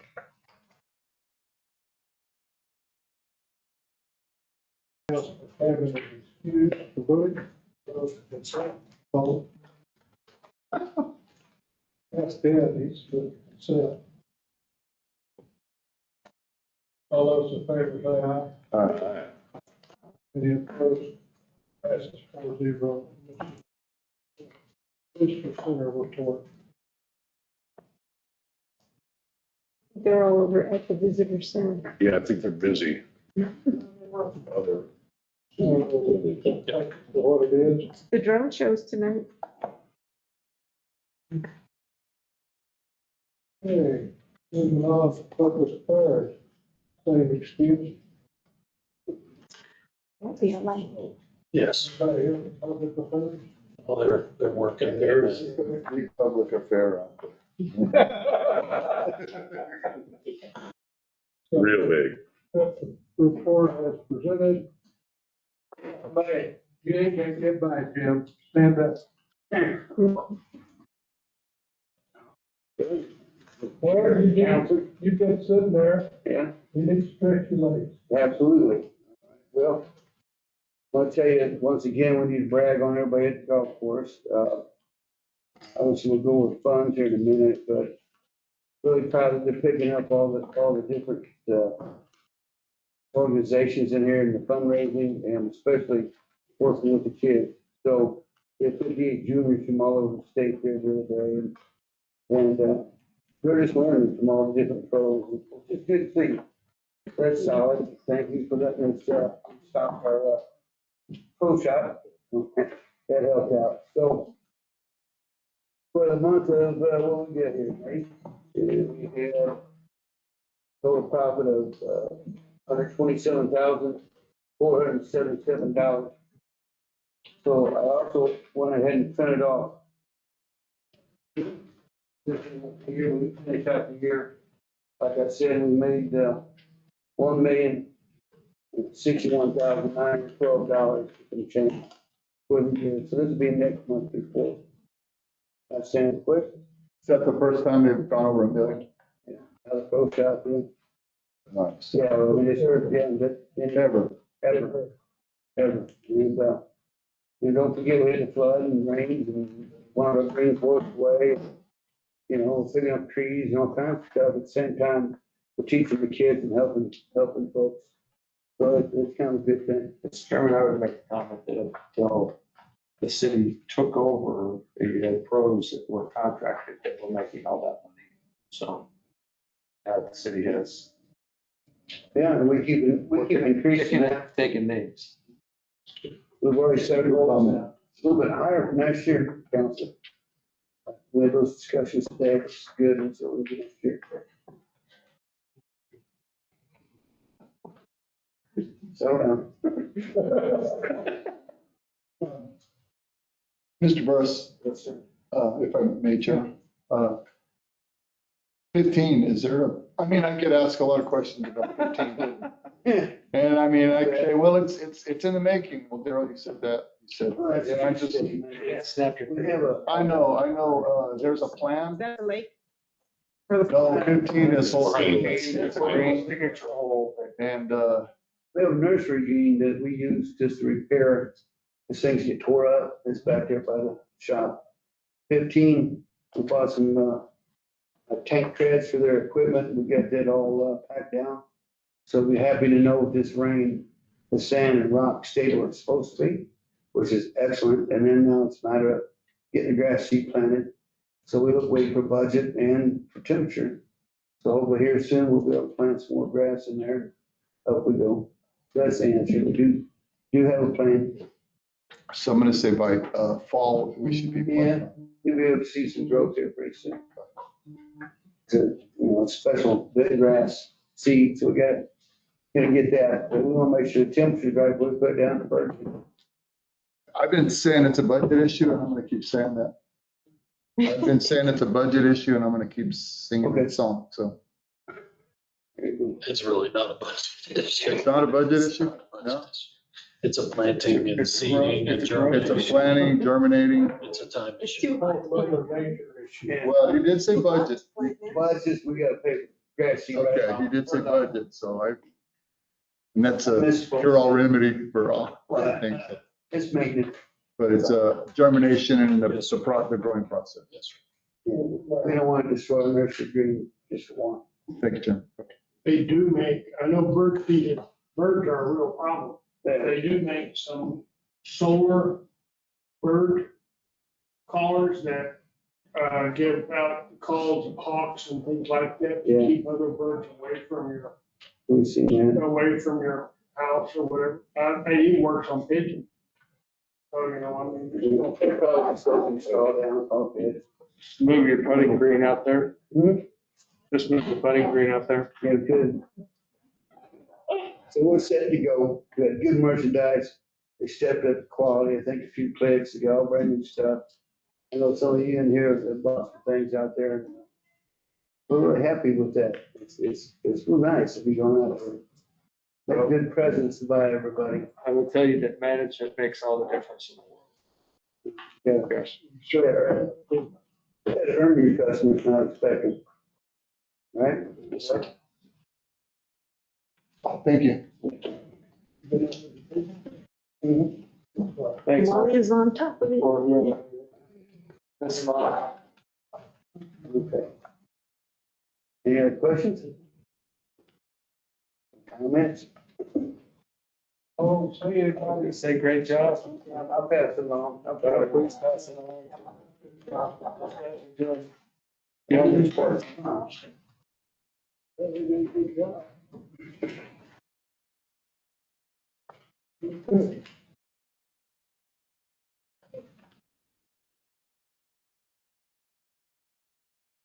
I'm ready to talk about looking at it was there, yeah, so, back in May, we reported over 350 items on our damage inventory, totaling 20 million. And so today, we have, the projects listed approved by FEMA, over 7 million in projects. So FEMA has agreed to, reimburse us, 5.5 million. And they send that funding to the states, and then we follow the state's process. And so, we're diligently working through that right now to get those funds back to the city. The bottom half of that slide, are projects that FEMA CRC is currently reviewing. There's almost 1 million projects there. Most of those are for micro surfacing projects for streets that were along the Spring River corridor. So we're working through some RFIs on those. Go ahead. All these items like the museum and all that, the damage was much more than that. We're still expecting more from FEMA? Yes. Okay. So to expand on that a bit, if I may, FEMA divides projects into different categories. And so one of those categories is debris removal. So that project is for debris removal at the museum. The permanent repairs or replacement to the museum would fall under a different FEMA category and is a different project. What's the wait? Yep. Too long. Next slide, please. So, Back in the door. Hold on. Yeah, some of the stuff they talked about, there was a chance that FEMA would cut the trunk 25% down. They, make it 87, 12.5, or 87.5. That old for capital outlay. We're still exploring that possibility. The only place that can come from is the governor in the state. And the governor makes the final call on whether that's a 12.5% versus a 25%. I brought it up in our weekly meetings, and Ashley Salsey is communicating those requests to the governor's office. So if we talk to them, I think we cut that 12.5 for all the pay 12.5. Yes, sir. Yes, sir. Does anybody want to help me? Just the two of us, I guess, we'll have to do the. Usually.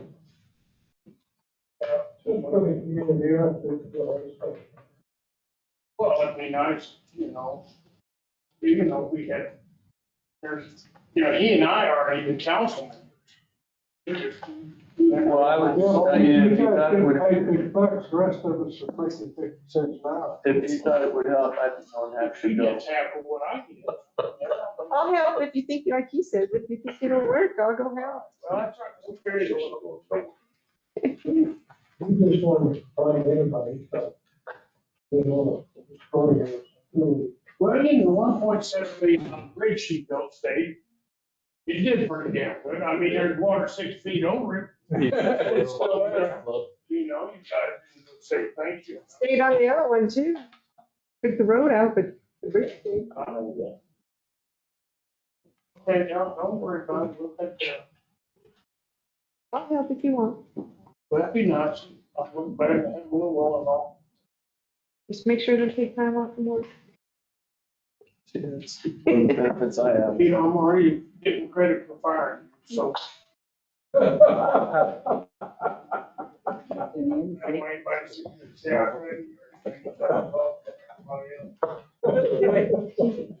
really likes it.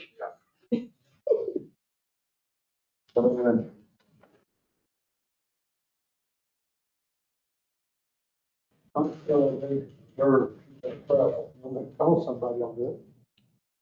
Maybe just have to go as far as both ways. It's all good. Let's go already. Okay, go on, please, sorry. Thank you. So this past month, we've completed FEMA site inspections for 23 of the damage inventory items. So this includes parking lots, fencing. Next slide, please. The bridges at the zoo, and the pond at the zoo. We went and looked at the golf course, the green Mr. Burris was talking about earlier. We also did the entire walking trail. And then we did the museum towards the end of the month, and that took us 2 whole days to go through all of the damages to the museum building. Mr. Rogers, I think you've got several weeks ahead of you of more inspections. Yeah, so this month we're looking at, we've got scheduled almost 40 damage inventory items for site inspections. Site inspections are going well. We have a good rapport with this FEMA site inspection team. generally speaking, I think we lucked out. The FEMA team that we're working with has been pretty good to work with. So we're pretty happy with that. Next slide. So here are the highlights or lowlights from our trail side inspection. This on the left, it's behind Glover's, west of Loveless Park where the trail formerly was, it got washed out. And then on the right is next to the railroad trellis where the trail switches back and heads back towards Virginia. Not much of a trail left. Stand for your question.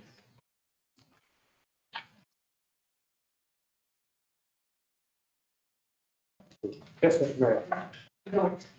Yeah, there, I don't know if you can still find them, but when you start looking at for a bridge across the zoo, that you can drive across the road, if you can find one, they used to make train cars that are 89 feet long.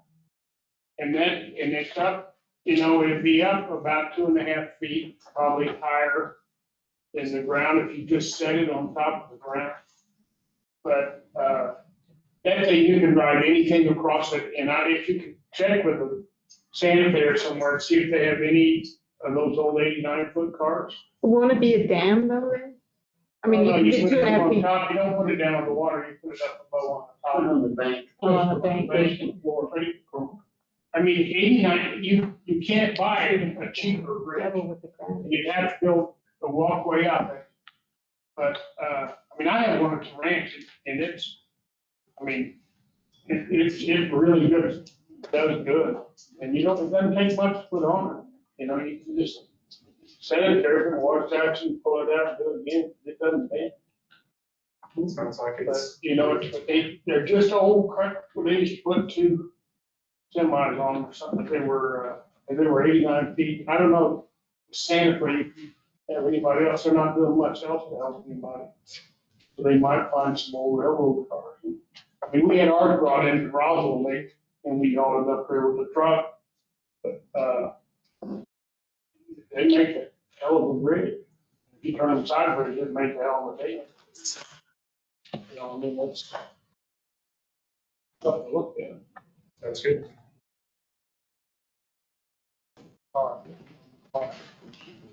Whoa. Any other comments or questions?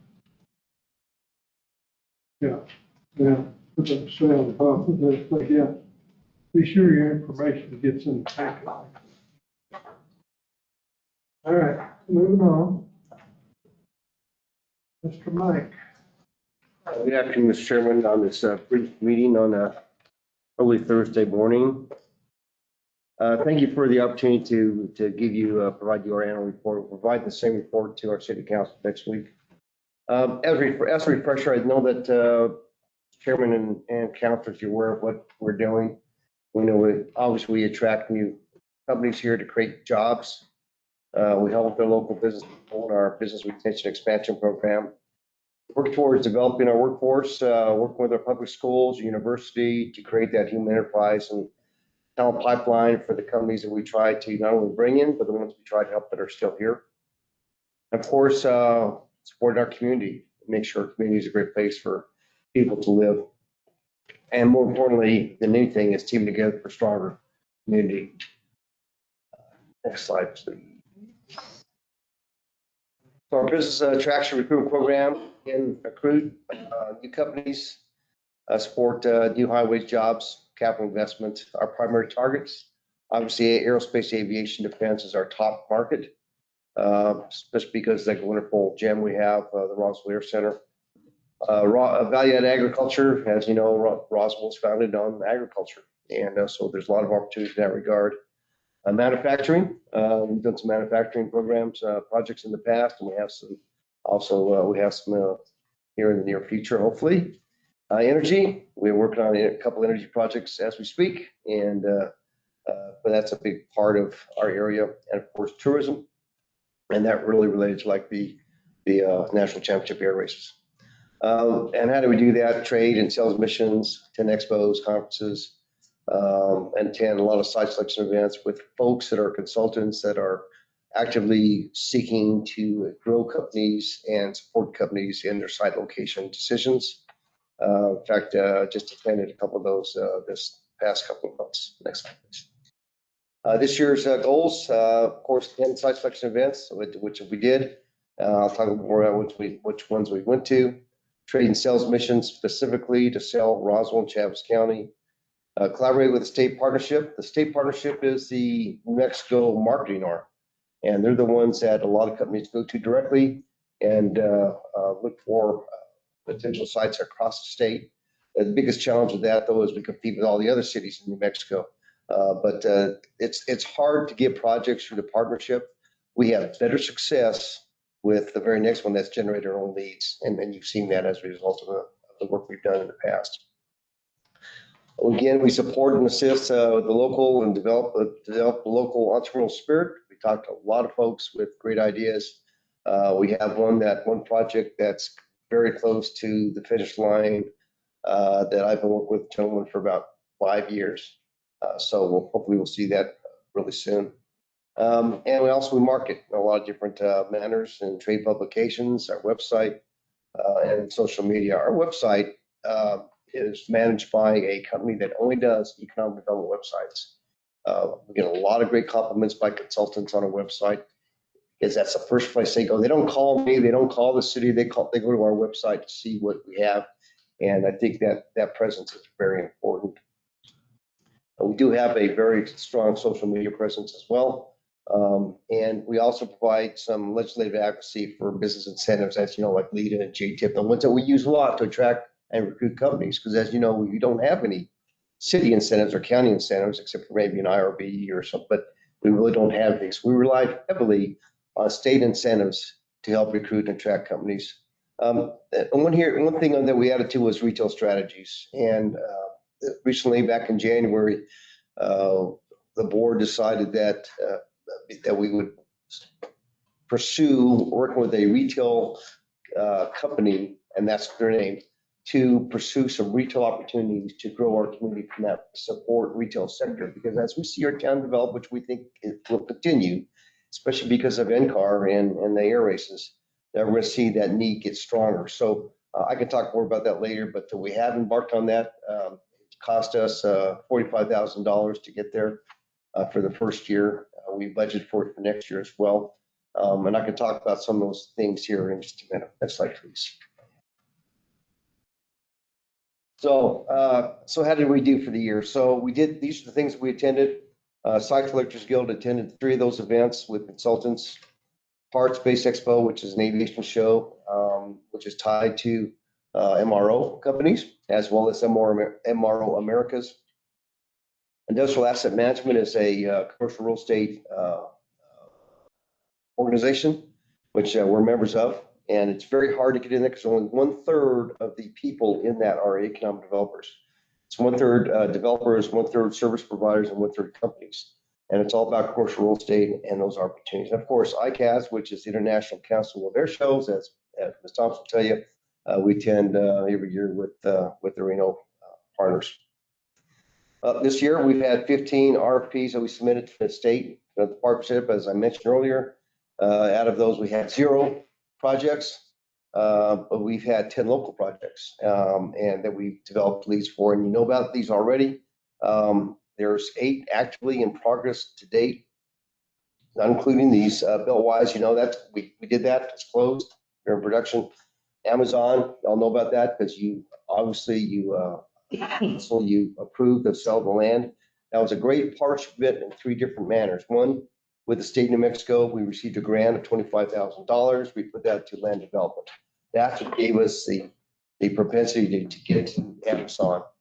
The city's community development department helped with identification of land. And we worked very closely with those folks, and Amazon's landed. To give you an update, looks like they'll start construction in August and still anticipate a full operation by April of next year. Pretty fast timeline. We'll see how that goes. I want to tell you a little bit about these other two projects, but I can't tell you a whole lot because we haven't announced them yet. Project Sustain is a energy project. Capital investment is nearly $500 million. It'll be in the county. It's a big project, but as we move along a little further, I'll certainly make you aware, but that's a big project, and I think we're on the track to seeing that at the finish line. That has potential to develop, to create about 1,032 jobs over 10 years, and very high wage jobs. Project Hale is a manufacturing project. It's also another very large project that has the capability to produce up to 3,000 jobs. I think we're on a good track on that project. It's with an international company, but it is advanced manufacturing, so it'll be a good piece. We have others, but I just thought I'd just mention those things that we'll spend a lot of time on. Next slide, please. Okay, thank you. So on our business retention expansion program, this is an important piece of what we do, because not only are we recruiting new companies to come to Roswell, we're also trying to support the ones that have already invested in our city. They've already created jobs and made capital investments, paying those folks. So our whole goal is to support our local business people so they can stay in business and expand and grow and possibly create new jobs. But the most important thing is stay in business. We did a lot of this during COVID. We're still doing this because we still think it's an important part of economic development. And the reason we do that is identify concerns, trends that they may have, help them with some business planning. We've hosted business seminars. In fact, this year we've hosted 5 business seminars for our local business people. We connect them to the resources so they can find financing or other things that help grow their company. And of course, we help advocate for their business through legislation at the state level and sometimes at the federal level, particularly with Red Mountain Arsenal as an example. And also we have our facade grant program. This year we awarded 3 facade grants, and I'll talk about that in just a minute. Next slide, please. So how did we do this year? Our goal was to conduct 20 business a month, and which is 240 if you do the math, and we hit 234. So just a little bit under our goal, that's a lot. When you speak to, it's funny, when you speak to the state about this program in other cities in New Mexico, some communities are only hitting like 5 a month. We're probably doing more than anyone else. But again, I feel this is really important for those people to help them stay in business. So we do surveys, we manage that, we have a complete tracking list. And I didn't have this because it's pretty wordy. This is the document, this is the abbreviated document of all the companies that we visited this current year. And I'm going to just pass. I've got 2 copies. Pass it down to you. There's one more. So, and why is that important? Because again, we want to help people stay in business. And if there's things that we can do to eliminate roadblocks and resolve issues and find some solutions, maybe with another business or provider of product, or maybe even the city or the county or whomever it may be, we want to help them be successful. So our facade grants, we did 3 of them. We do $5,000 each. The way that works is they put in we fund up to at least $5,000 matching. And so that means they need to put $5,000 in or more, but we cap it at $5,000 per grant. This is really about making their business more attractive so they can lure more business, but make their business front very attractive. We helped Quality Inns up the street. We helped the Historical Society, and we did the Farmer Ranch candle place over there on 2nd Street. We still support and advocate for those incentives, as I mentioned earlier, for JTIP and LEDA in particularly.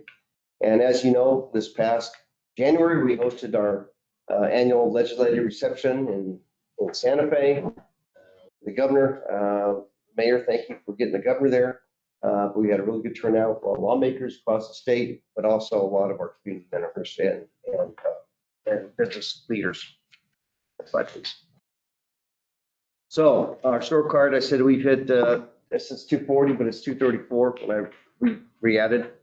Our job training, JTIP programs, we if you look at the JTIP, we did this year, the total awards were almost $3 million back to the businesses in our county.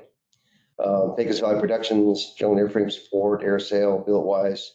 And it's all about how do we create more jobs? And this money is money that's actually reimbursed for the training we provide to their employees. So it's all about them creating more jobs and creating more opportunity.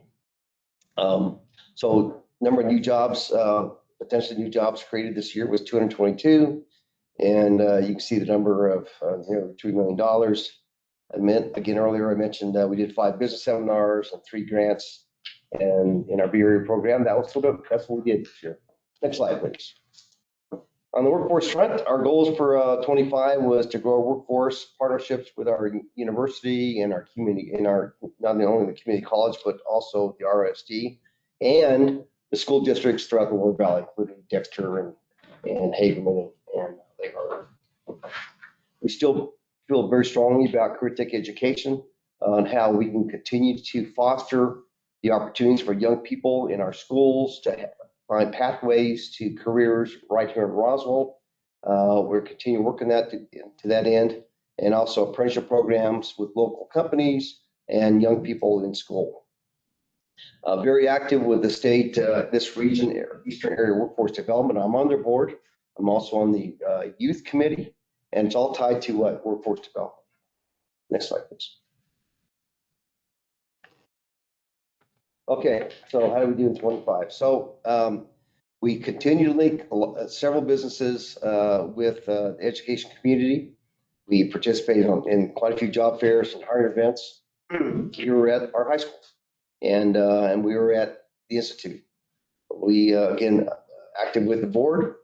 I attended the National Association of Workforce Boards in March, and we partnered with Job Corps and Goodwill. Now, let me speak a little bit about Job Corps. We all know that Job Corps closed here in Roswell, across the country, right? But when we got the word, I and others like Dr. Powell with the university went and spent time with Job Corps.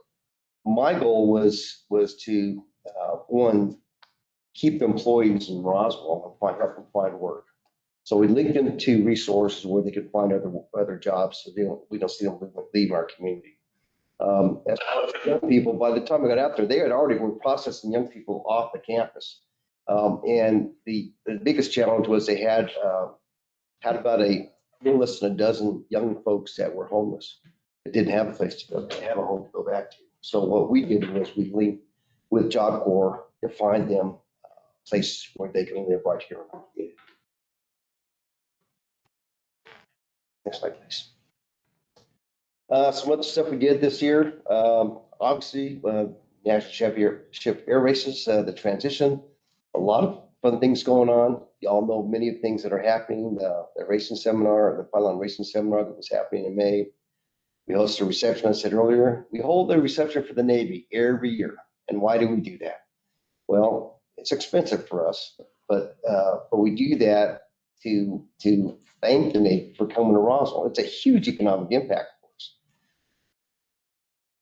2 years ago at this reception, as a result, 2 years ago, I received a phone call from a gentleman who was here with the Navy when he was younger, and he remembered us because of that reception we did and called us and was considering moving a business here just because of that. You don't know, it's kind of like fishing, right? You don't know unless you get out there and cast that net. And the Navy and the economic impact they provide us every year by bringing aircraft and people and staying in our hotels and in our restaurants and on and on and on. This year, the mayor was here for the reception and some of you others, and it's all about thanking them for being here and coming back. To come next year. To coming next year.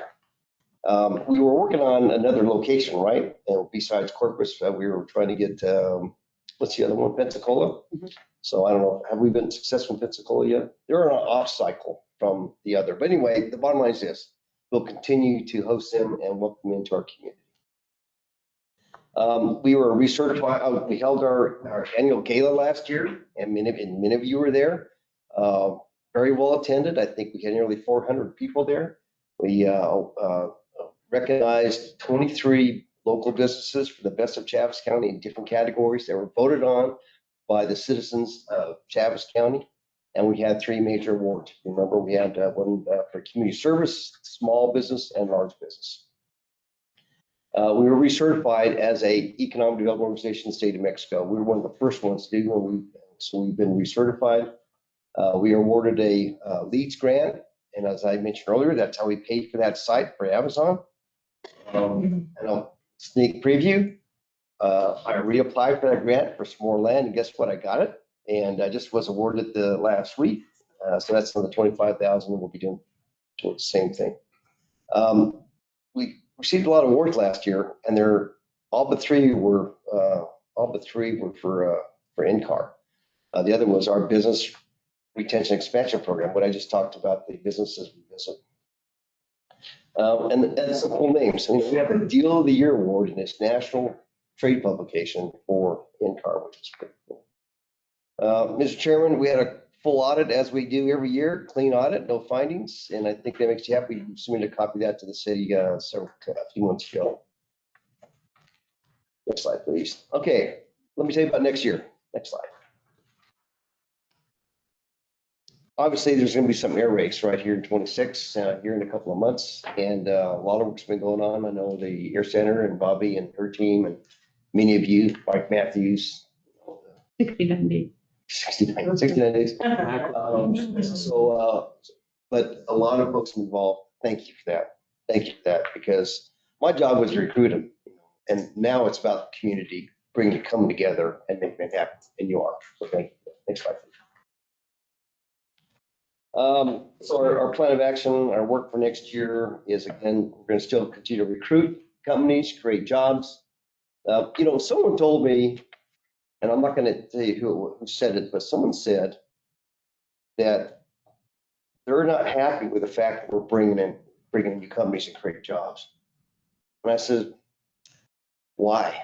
Now, obviously, y'all know that you can't grow a community if you don't do that, right? It's capital investments, GRT, and so on. And he said, well, you just don't have the staff. We just don't have the people. Well, that's where workforce development, encouraging education, and getting into schools and getting with a university is really important. But we're going to continue. I think it's still important because you never know, because some businesses do close, and we don't have a choice in that. That's a business case. So we will continue to attend site selection and consulting events and try to track those type of companies in those priority markets that we believe in. We'll still submit on proposals to the state. Hopefully one day we'll get one. I think in all my time, I've been doing this since 2007, I've had one project from the state.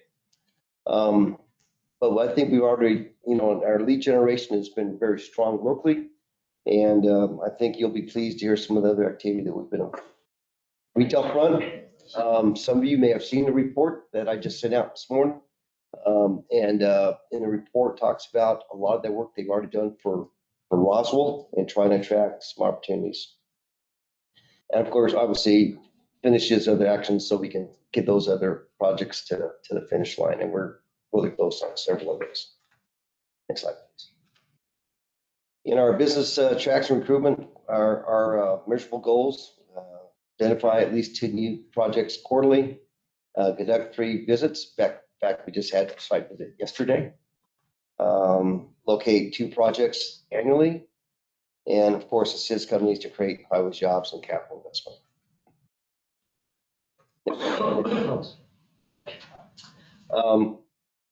And our business retention expansion program, still our goal is to conduct 20 visits monthly, or look at business people, hold quarterly business seminars, award 2 facade grants, support and testify for JTIP as we have in the past. And July 30th of this year, this month, is our gala for the year, our Celebrate Chaves County. And this year we've expanded to 30 categories, and of course the 3 top awards. And those have already been announced, and we're working towards that. But July 30th, if you haven't got your tickets, you can buy them online, give us a call, get a table. but it should be a fun event. We're not having a keynote speaker because we want to just celebrate people in business in Chaves County and have a good time at it. Of course, we'll hold our legislative session in January, February of next year.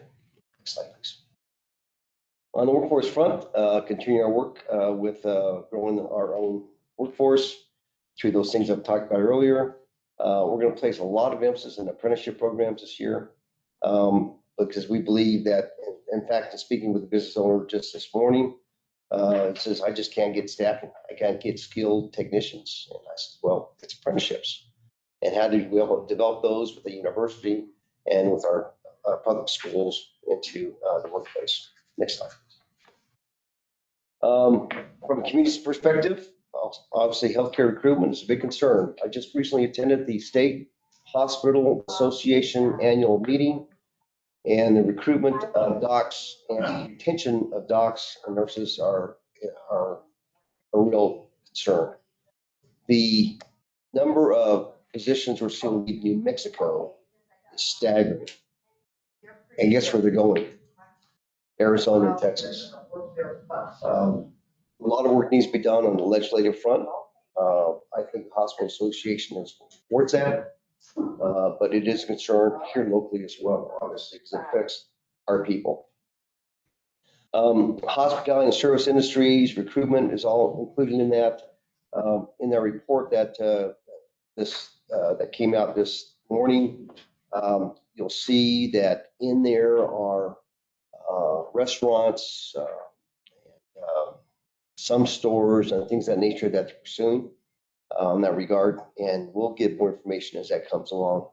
Any entrepreneurial projects, people that have great ideas, oftentimes people with good ideas don't necessarily have funding, so we try to find funding solutions for them as well and other things to make them successful and truly help the community with quality of place. You know, people say quality of life, I say quality of place because you have quality of life anywhere, but the place is what's important. Of course, our tourism market, support our Main Street folks, and continue to legislate, advocate for legislative things that make our ability to be successful in what we do. Mr. Chairman, councilors, that's my report. Stand for your, I can sit, I guess, for your questions. But thank you again for your support all year long, every day. It takes a village. We can't do it by ourselves. But I think we're seeing a need to move. It's a lot of good things. Some things are kind of scary, like 69 days from now. But I think at the end of the day, some of the projects we're working on that I believe will bear fruit. Worrisome for me because that job piece too, and that's why again that vertical piece is so critical. And again, I stand by. Chairman, if I may, so your advocacy for legislation on retaining healthcare providers.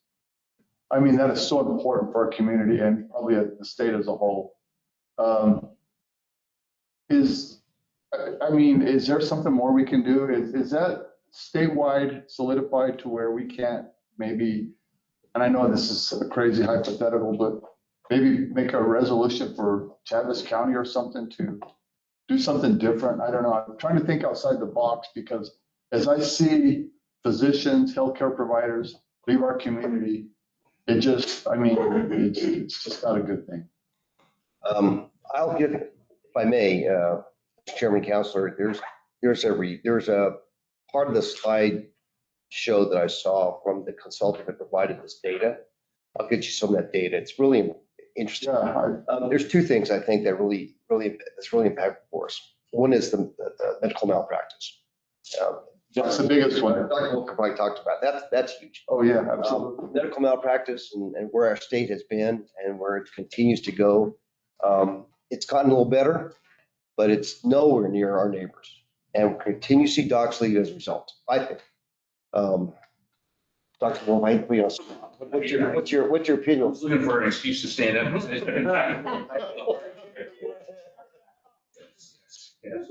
for that, Mike.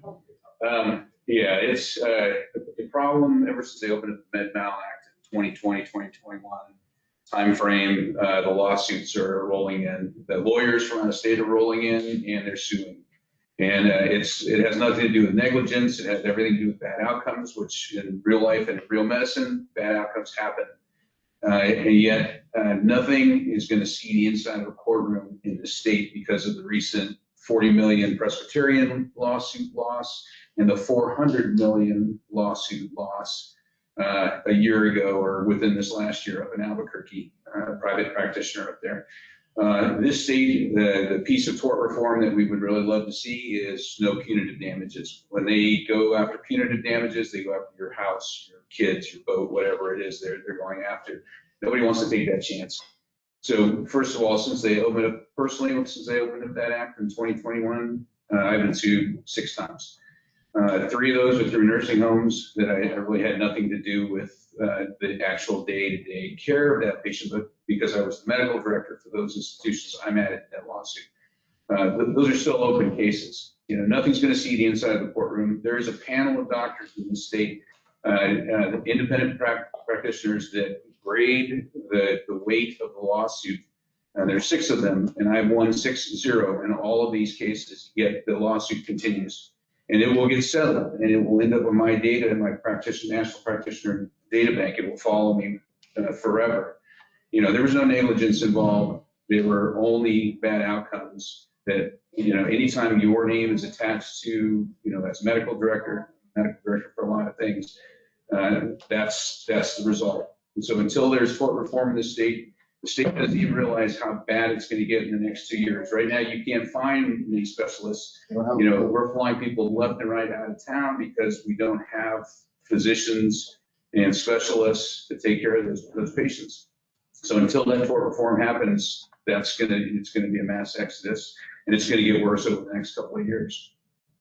I spoke with an insurance agent owner here in Roswell yesterday, who informed me that they only have 2 providers, 2 carriers, that'll provide medical malpractice insurance here in New Mexico. 2. That's getting ridiculous. So back to your point, I'm not sure, resolution, I'm not sure would work. I can certainly talk. I'm grasping for straws. I don't have an answer. It's the medical malpractice is probably one of the biggest challenges. And that's driving a lot of these issues. From a rural perspective, Eastern New Mexico, I can't speak with Loveless, but because I don't know, but on Eastern, their grades still continue to go up. I mean, we've got an outstanding hospital there. Because I've seen it, and I sit on their board and I see the data, and I'll tell you, the docs and the nurses and the people in our hospital are doing amazing work. They continue to rise in the level of care they provide in their system. So, let me check with the CEO of the State Hospital Association and ask him what he thinks or he would recommend that I can bring to you, Sarah. Mike, and maybe this is a question for Dr. Wolf as well. Have there been any efforts for the doctors to come together and go lobby at the state legislature? Well, or is any of that on the horizon? So the state association has a lobbying group, so they do that already within that group, and that's comprised of, and in that association is all the hospital CEOs, regardless of what type of facility it is as far as Brainlander's company. So they already have that. I'm sure the physicians, if they band together, that would help. But let me just ask, these guys, ladies are busy. Holy smokes. I mean, this affects dentists, everybody. It does, everybody. And it's, who's making the money on it is trial lawyers. Mm-hmm. That's what's going on. And they're the ones, the legislators that are passing these laws. Have you seen all the ads? You've seen them like I have. They're everywhere, right? On these trial lawyers. They were Also talking about legislators. New Mexico Yeah. doesn't have enough OBGYNs and they're all leaving in droves. And we have the worst, I think, Medicare usage for like pregnant women and stuff. They don't get the care they need as it is, and now we're losing OBGYNs like crazy. They can't get insurance here. Yeah. Can't get insurance. Yeah, when you look at all this, there's a couple of things that happen that cause this. One is that, we used to have a lot of independent doctors.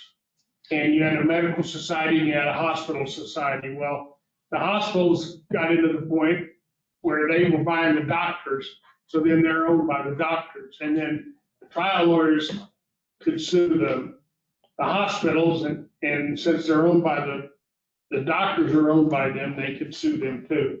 And then the medical society went away because there were no independents. They would never go against anything the hospitals said, because the doctors, the doctors that belonged to the medical society were paid for by their fees to belong to the medical society were paid for by the hospitals, because that's where they were. So that created them into where there's very few independent people left. And then the trial lawyers are in there, and you just have to look. You know, if you look about how many trial lawyers and what they pay into the legislature for campaigns and stuff, you don't have a chance to get it out. You're paying, and there are so many people that are kind of beholden to the trial lawyers, it just doesn't work. Texas has about the very same system we used to have here, where there was a limited amount of punitive damages that were paid, was $500,000 or $600,000 or $750,000. That was going up before, but in 21, the trial lawyers went after the whole thing. In this past session of the legislature, if you look, the trial lawyers went after all the social worker caregivers that have, like for these kids that are living in an office because nobody can rule them. There's not a facility to put them in, so they live in the healthcare, the TOID offices, and that's where those people live. They want to sue the care workers. The trial lawyers want to sue them because they can get back at the state, because our state has abundance of money. And so there was a proposal to do all that. And so this stuff, it's really screwed up, and you've got to come somewhere to probably, you've got to get the trial lawyers under control. And when you say that, if you look, Lerner and Rowe and every one of those guys, you don't even know where the hell state they're from. They don't care. All they want to do is to sue people. And, you know, and here's another one in there for a $59 million judgment for a trucking accident. And I'll bet you anything that was in Las Cruces. And, you know, if that was, it was probably the one Walmart ran over a guy, and it was changing his tire or something, and it was the trucker went to sleep or whatever, but it was a $59 million judgment, and Lassini, Bias, and Enderman or whatever it is. Look, there's $59 million, and I'm sure it was that case. And there were people in the legislature that were right there involved with it. And so, you know, it's hard. I don't know how we do it. I don't know that it's possible unless you limit everybody's ability to have punitive damages to, like, you know, for every business, the most punitive damages you can have for every person is $500,000 or something. And a constitutional amendment is the only way I think you might be able to do that. And make it apply to everybody. It doesn't make a damn what it is. And, you know, because if it applied to everybody, then that's the most that a doctor could get hammered for. You couldn't get somebody for $1.5 million or something. But the people are going to have to vote for that.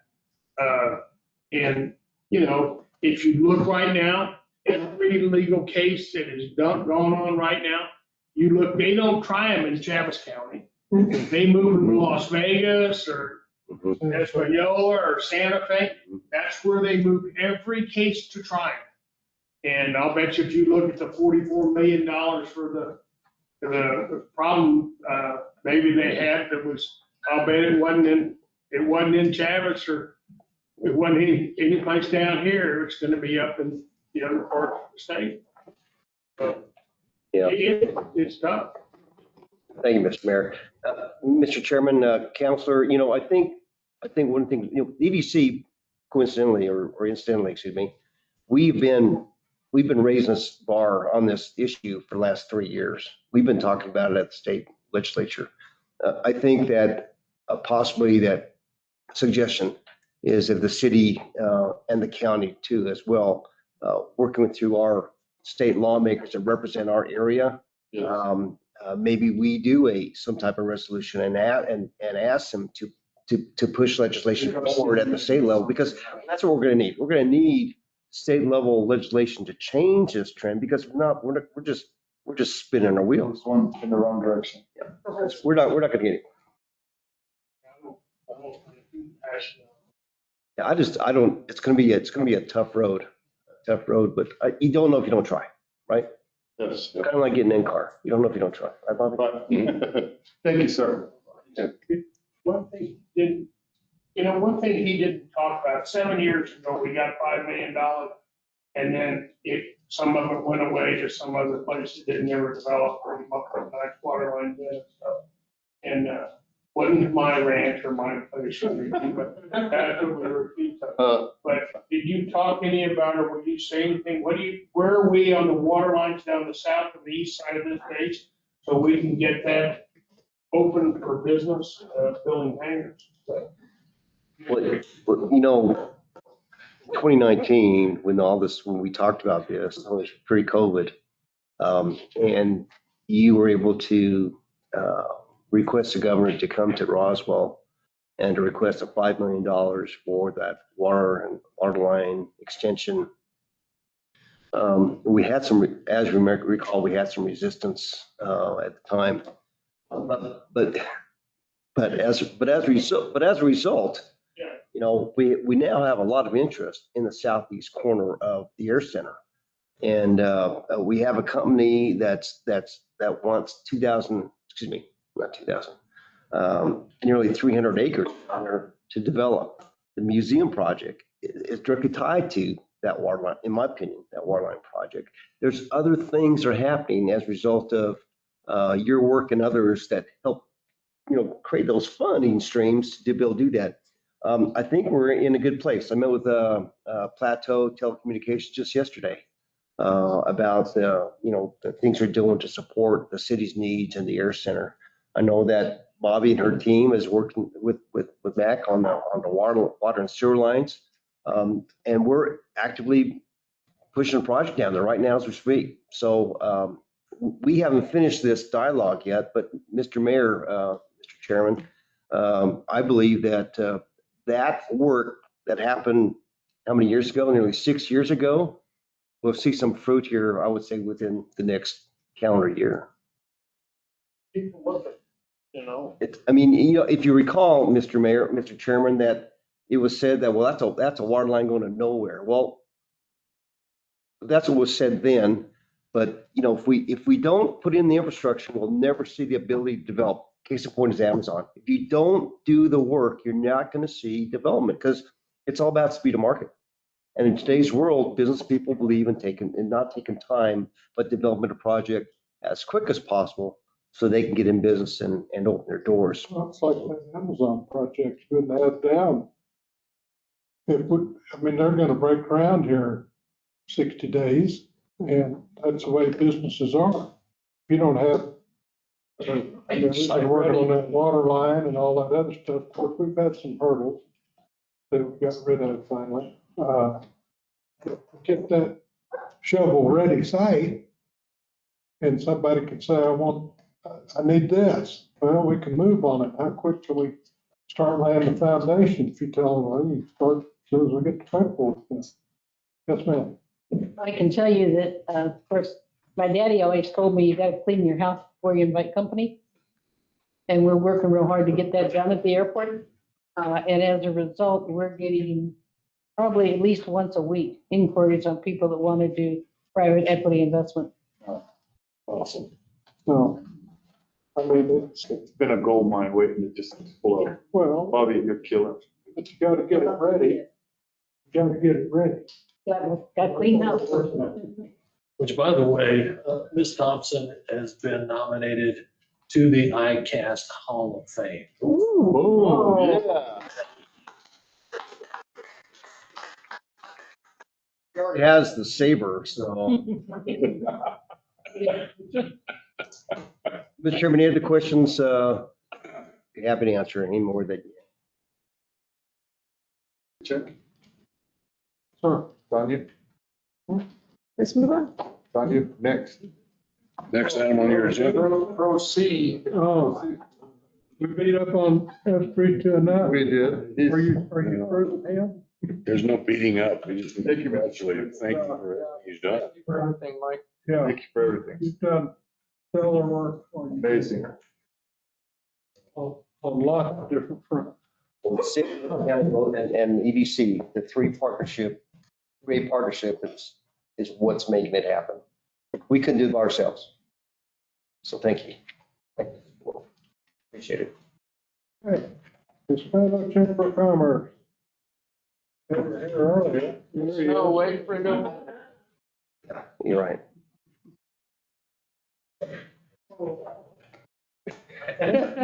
Good afternoon, council members, and thank you for allowing me the time to present this report to you.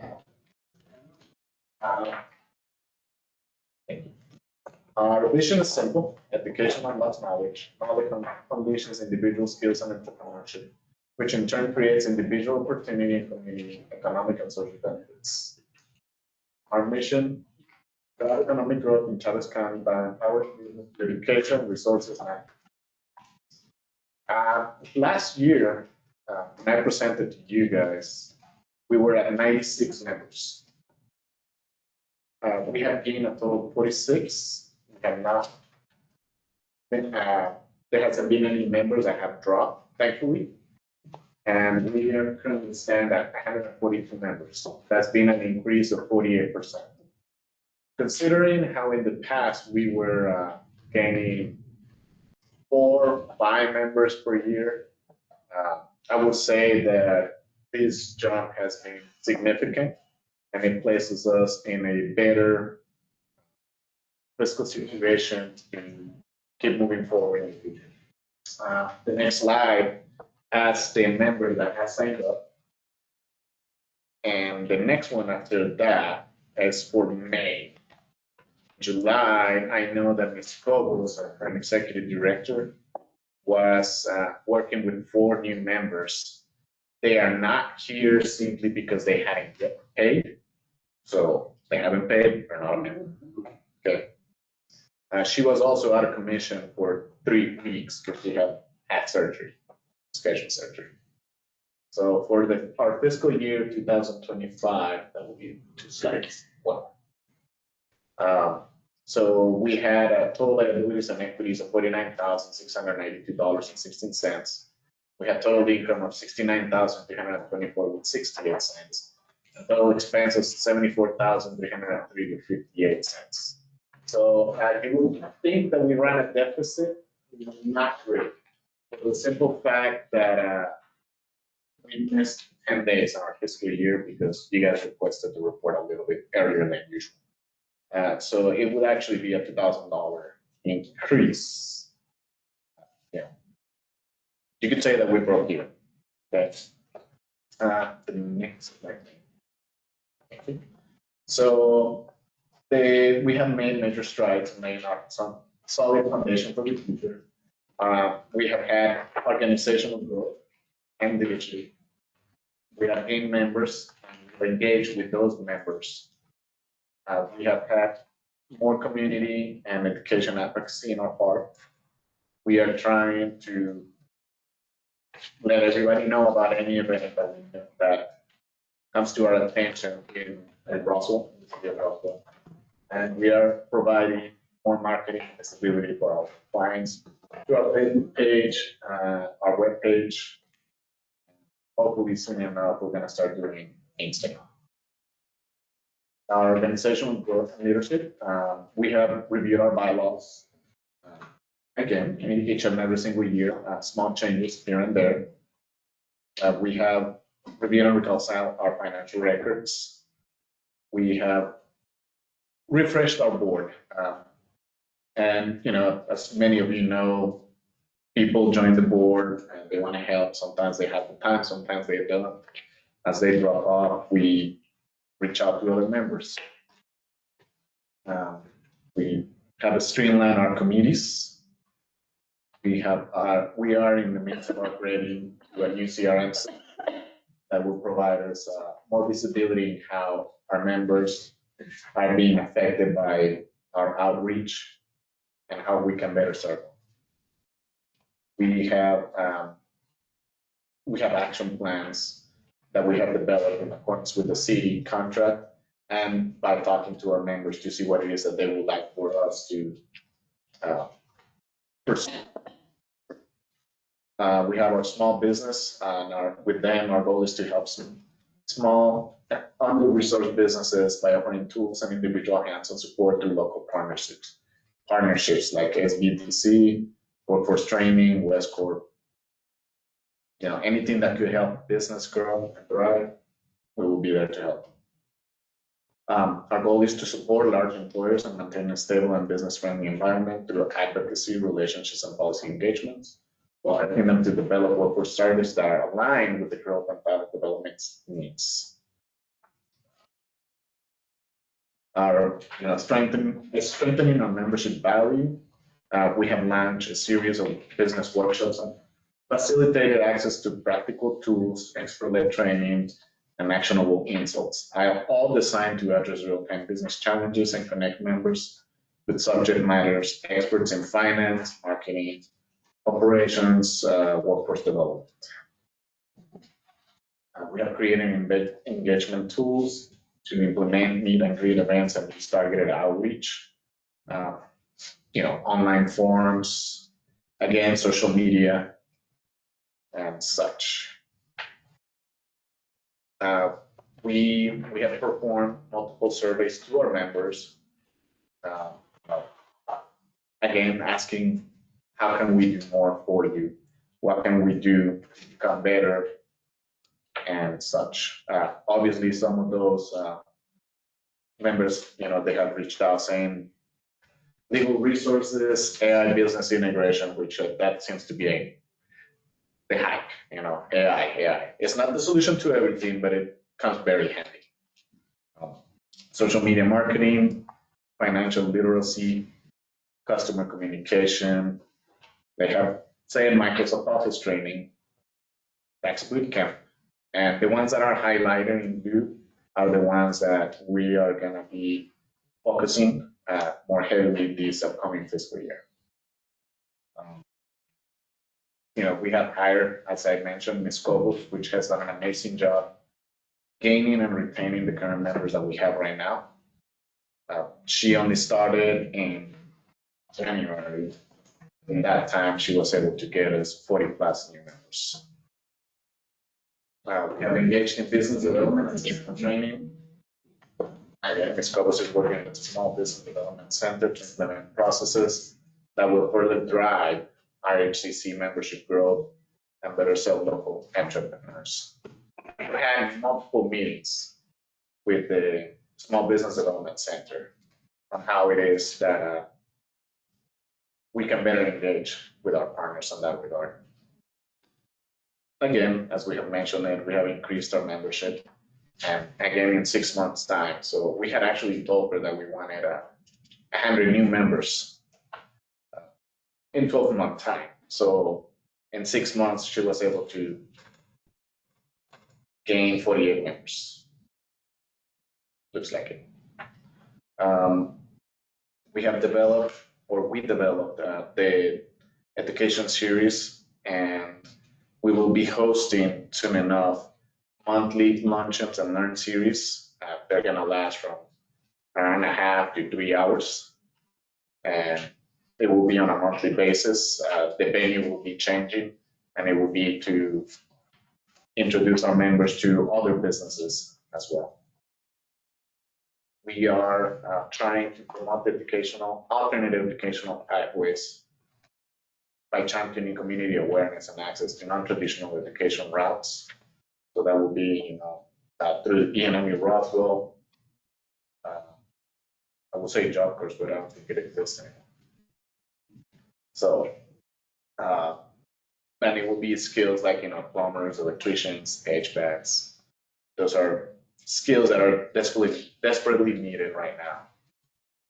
And we have called it to public education first with ENMU Roswell and to elevate awareness of post-secondary local alternatives. and eliminate barriers to entry.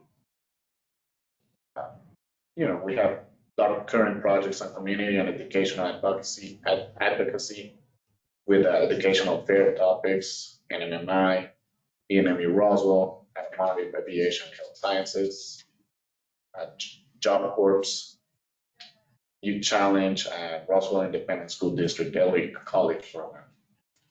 Of course, we have our tourist and event execution, which is the Piñata Fest, which we're currently working on. We started taking applications, and we are playing nice with the farmers' country. Because we realize, I don't know if we were the best organization to be working with in the past. We have the Cinco de Mayo Festival, which we did in partner with the Matanza Fest.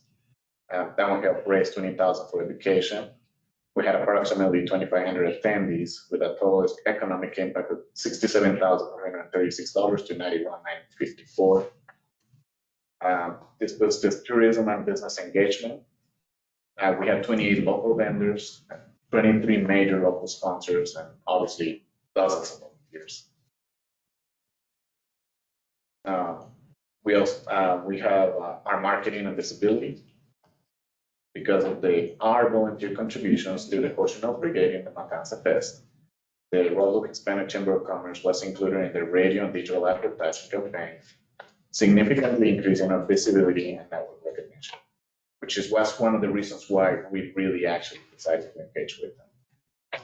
So, the Cochinold Brigade achieved over 750,000 Facebook app views. That's just Facebook. They also have over 20,000 views on the website 2 months prior to the Matanza Fest. We have all enrolled in having a consistent messaging for communication tied back to the IHCC, the core values, education, economic opportunity, and cultural tradition. In conclusion, we believe the IHCC is in a step with the needs of our members, the global community, and our shared commitments with the city of Roswell. We keep working together to collaborate closely with partner organizations, including the city of Roswell, NMMI, ENMU Roswell, the EDC, to advance and amplify community impact. In conclusion, we have implemented much of the scope as outlined in our commitment to the city of Roswell, and hope to continue our partnership with the city of Roswell in 2026. We have launched membership retention and development of business and community education initiatives, rolled out the community and procurement enhancements initiatives, beginning with the procurement lecture series using a membership survey as a starting point. As you can see in the one prior to the last slide, we have our current public affiliations. On the next one, our future affiliations that we're working with. That's it. Any questions? You got.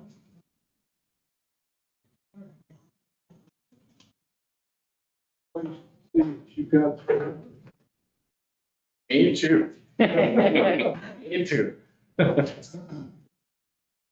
We're hoping to double it for this upcoming fiscal year.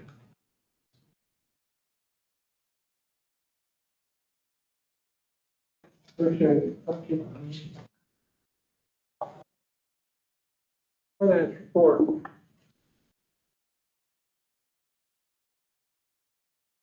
I don't know if you can see that, but it's kind of small. So on the. Yes, right.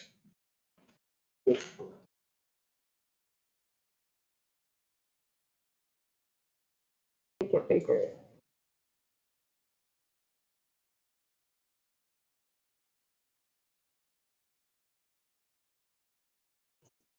Yeah.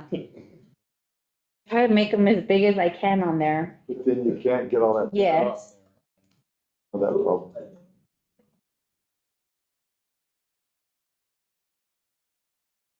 So on this one, and I apologize, this isn't in your packet, but I found that slide and we haven't been using it since I think Elizabeth left or Tammy left. So I found it again and I'm adding that in there.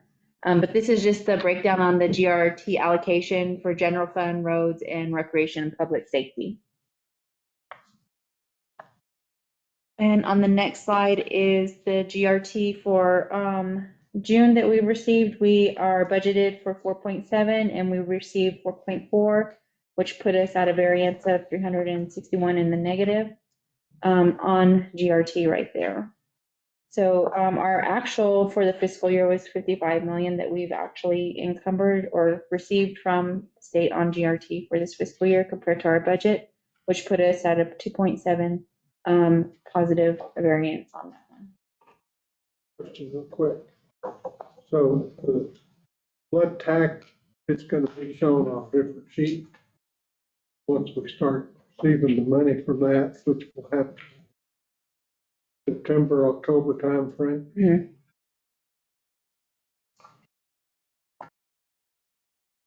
Don't mix it in here. Right. Okay, go ahead. On the next slide is the cannabis, which we received 24,268 this fiscal year for June. And our budgeted was 28,489, which put us at a negative variance of 4,222. And overall, our actual was 316 compared to our budgeted, which was 337,806, and we have a negative variance of 30,491.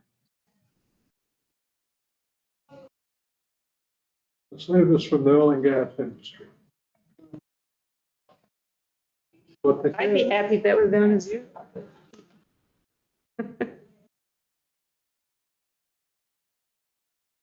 Okay, any questions?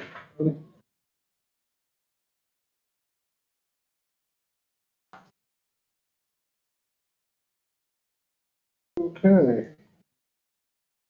He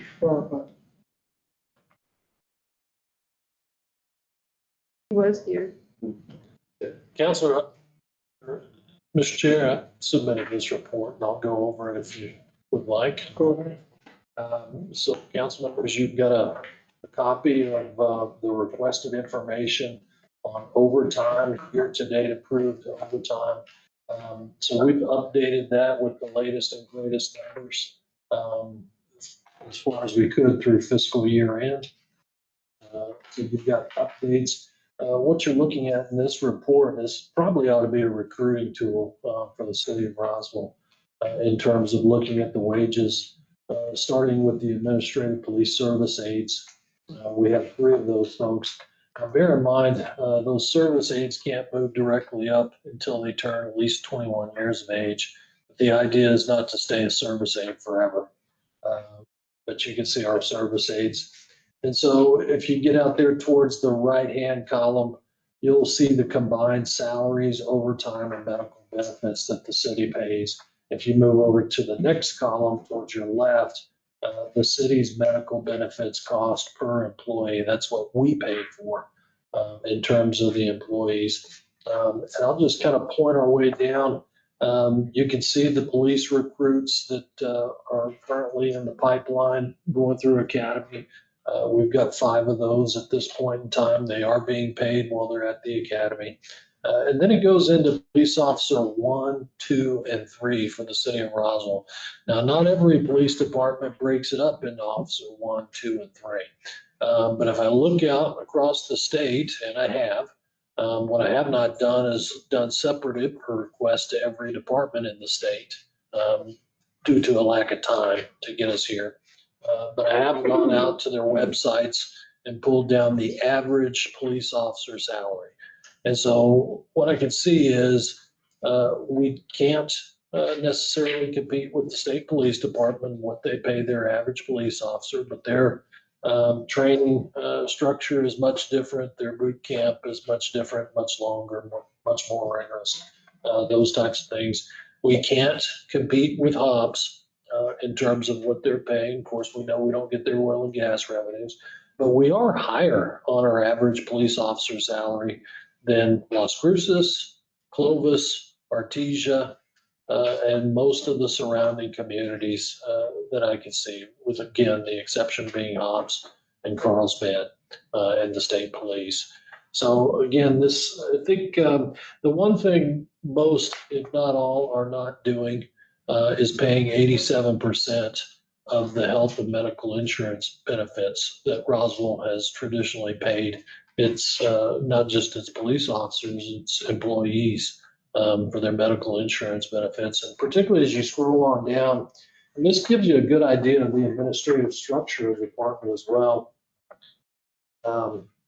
You can see as you get past police officer 3 and into detective, how this kind of tiers up, not only in terms of the average base guaranteed wage and hourly rates, but also in terms of the year-to-date accumulated overtime per employee. And of course, you combine those in that green column, combined salaries plus overtime. Then we get into the medical insurance benefits. Those costs go up for the city of Roswell as we gain experience and skill with these police officers moving to detective and of course on to sergeant. Once we get out of sergeant, now we're into the administrative structure of the department itself. You can see we've got 5 administrative police lieutenants. One of those lieutenants oversees 2 full-time recruiting officers, uniformed police officers that do recruiting that are not on the streets. And then you can see we've got 2 police captains, 2 deputy chiefs, and 1 executive police chief. But as you go on down, you can also see that we've got 9 office assistants. We've got 4, 6, 8 administrative assistants. And then we get into administrative evidence and property custody and TSU crime scene, and then down into our custodian and new real-time crime center folks. So that gives you an idea of the structure of it as well. Of course, we are in the middle of union negotiations right now. Probably something that has not been posted recently to Facebook are the new floors that have gone into the PD. I'll tell you, they look beautiful. I haven't done a Facebook post myself to show them. I don't think I will, but they look very nice. They've come out very nice. Police department has, kind of like our fire department did at Station 1, opted to do their own drywall, and that has come out pretty nice in the lobby area. Now, they have recently hired Brandon Arnold to come in and do the rest of the drywall in the booking area, which is great. As soon as you get a PO in Brandon Arnold's hands, and of course, we just saw how many staff we have in support of doing a PO for that outfit. That gets moving pretty quickly. Now, I will say that Mr. Matthews and I went over to their parking lot when these rains hit the other day, because the building does have a history of flooding through that back door and through those 2 garage doors at the back. I can't quite figure out why nobody has figured this out before, but it needs a drain back there. That would alleviate a lot of the problems. So thankfully, Mr. McCornack met us out there and we talked about some drain solutions. We're going to put together a couple of scenarios that could drain that water off, so it's not coming in the back door of the building and head straight into booking and down to the basement every time we want a brand new building. But with that, you've got this information here. I've given you the averages. I think, again, this is a really good recruiting tool in terms of relative communities nearby, and in terms of our recruiting. And of course, gave you some recruiting numbers on the back page, the last page of this. So you can see in recent years what we've done in the last 3 years with the police department. Back in fiscal year 22-23, we sent 6 to academy. In 23-24, we sent 0 to the academy. And in 2024-2025, this current fiscal year that we just closed on, we sent 5 to the academy for a total of 11 over 3 years. By contrast, and we all saw Steve Chavis's efforts. It's contributed largely to him assuming that leadership role as the chief. He sent over 50 recruits to Academy in 3 years' time and rebuilt that entire department when Eddy County was moving from a volunteer department to a full-time operation. And with that, I'd entertain any questions you may have. Yeah, so you have 2 recruiting officers. Yes, sir. Positions. I will say this before it gets thrown out there. One of the recruiting officers has gone to move to Texas to join her fiance. Okay, so now you're down to 1. We're down to 1 recruiting officer and a lieutenant. And the reason I'm asking this question, I see overtime, like out of control. I mean, sometimes 20%, 10 to 20% of their total salary. And needless to say, we need more police officers on the street. So why don't we use that tool number, put them on the street, and let HR do the recruiting? Especially when you see 11 employees in the last 3 years. I mean, I think we should entertain something like that. Yes, sir. I think that's a real option. This council has been very generous. They've had 10 open positions for the last 2 years that have never been filled. 10 new positions. Because we've been in those 5 created. extras. Yeah. Yes. So we know we've got to send at least 10 to Academy. HR and advertisements and put officers back on the street, and let HR do what they do, recruit. I appreciate your support on that. I think that's what we need to do. I The do fire department doesn't have a recruiting officer, do you? Yeah. No, I mean. I think you've got a part-time. Amongst those other And duties. so here we got somebody that doesn't have a recruiter. You said 50 something? I mean, my God, that's amazing. And then we've got 2 recruiters and 1 just left with 11. I mean, that seriously needs to be looked at, if you don't mind. And you have my support on that. If you need help, that should be an HR function. And we should have police officers. Oh, policing. But we don't get out on Facebook and chase every Facebook rumor. If we did, that's all we'd be doing, and we'd be creating new ones as well. But I absolutely agree, and I appreciate it. Thanks. Thank you. I just say I appreciate this because it does open your eyes to see, especially when you compare their salary versus their insurance. So it shows that they actually have a pretty good salary. The other thing it does not do is to show what the city's contribution to their retirement program. Oh, yeah, the That's another PGRA. call out there.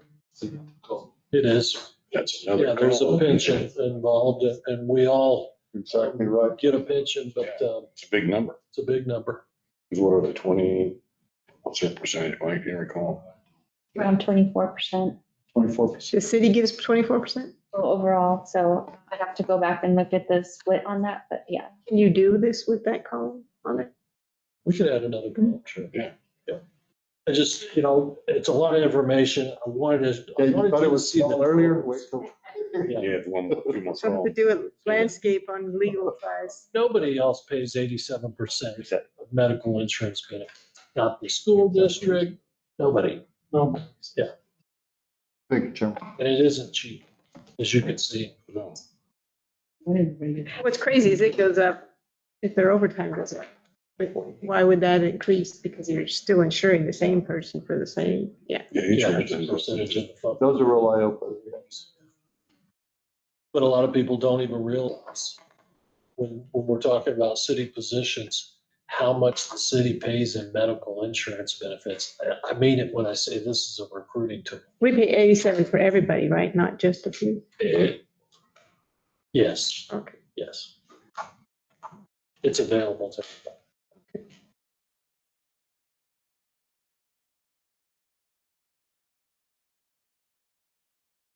I would work to open my eyes Yes. and be tough next time. I appreciate you requesting it, so you put it in front of you. And I will just, this is kind of a little off topic, but it's also on topic to some degree. As you know, we've been working through HVAC issues over at the police department for many, many years. Before I got here, our previous maintenance director, and maybe that's why he left, I don't know, brought in a vendor to do a complete control system revamp and air ducts and duct work and registers, et cetera. That cost the city $127,000.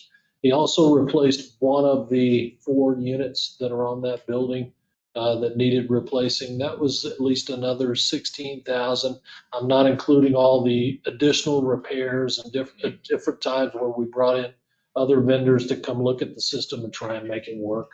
That first year when we inherited that thing, and I'll credit Chief Bateman with inheriting that as well. And Nathaniel, our current maintenance director, inheriting that as well. We spent a lot of time trying to get those 2 vendors to come back down here while they were under warranty and address that. And this was the same thing we saw when we addressed the systems over at Goddard High School in the basement, for example. We brought in one vendor that did the controls, another vendor that did the mechanicals, and the 2 pointed the finger at each other the whole way and managed to skate right out of the warranty period. And that's where we're at now. What I have done, and again, you see the number of administrative staff that are not out there working the streets, but are getting paid a pretty large sum to do the administrative work. What I really need them to do is let's do some POs. Let's get this thing addressed. What I've asked Mac Rogers to do in between air races, racing to get ready for PRS, get these vendors lined up, get some pavement laid, all those things, damage inventory, all this flooding stuff with FEMA and all their categories and all those things. I've asked him to go out and get us a preferable vendor to look at. Yes, but let's start with an assessment of the entire building. That's the missing piece. We can't keep hodgepodge in this. Nathaniel's had some really good ideas. Let's try mini splits. Well, we're going to do that. We don't have the electrical capacity for that in the building just ahead of summer. Oops, but we've got to look at the whole system-wide. Mac has gone out and done that. He's recently got the report back. It belongs to the police department administration. I think it's probably time that they took that to public services and presented that, and probably brought it into finance as well, if we want to get this addressed. I think we've all seen what happened to the previous administration that tried to go out there for a new law enforcement center. We don't have the bonding capacity for that. That's not realistic. I understand they built a really nice facility in Santa Fe for the New Mexico State Police Department. If we can get that grant funded, fantastic, let's go. But I don't think that's realistic. I think we need to address the building. I don't think they want to trade us down at City Hall for us to go over there and then take this building. But maybe. We've asked several locations, the annex, engineering, several buildings at the airport. They're not interested in those things. So we're trying. And I know you guys see it on Facebook as well. Again, I don't try and get out and fight our battles on Facebook. But we do need some help from the administration that we're paying for over there. Any other questions?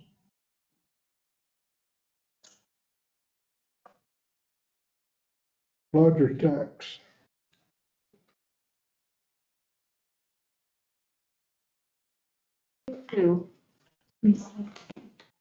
Item 22 is next.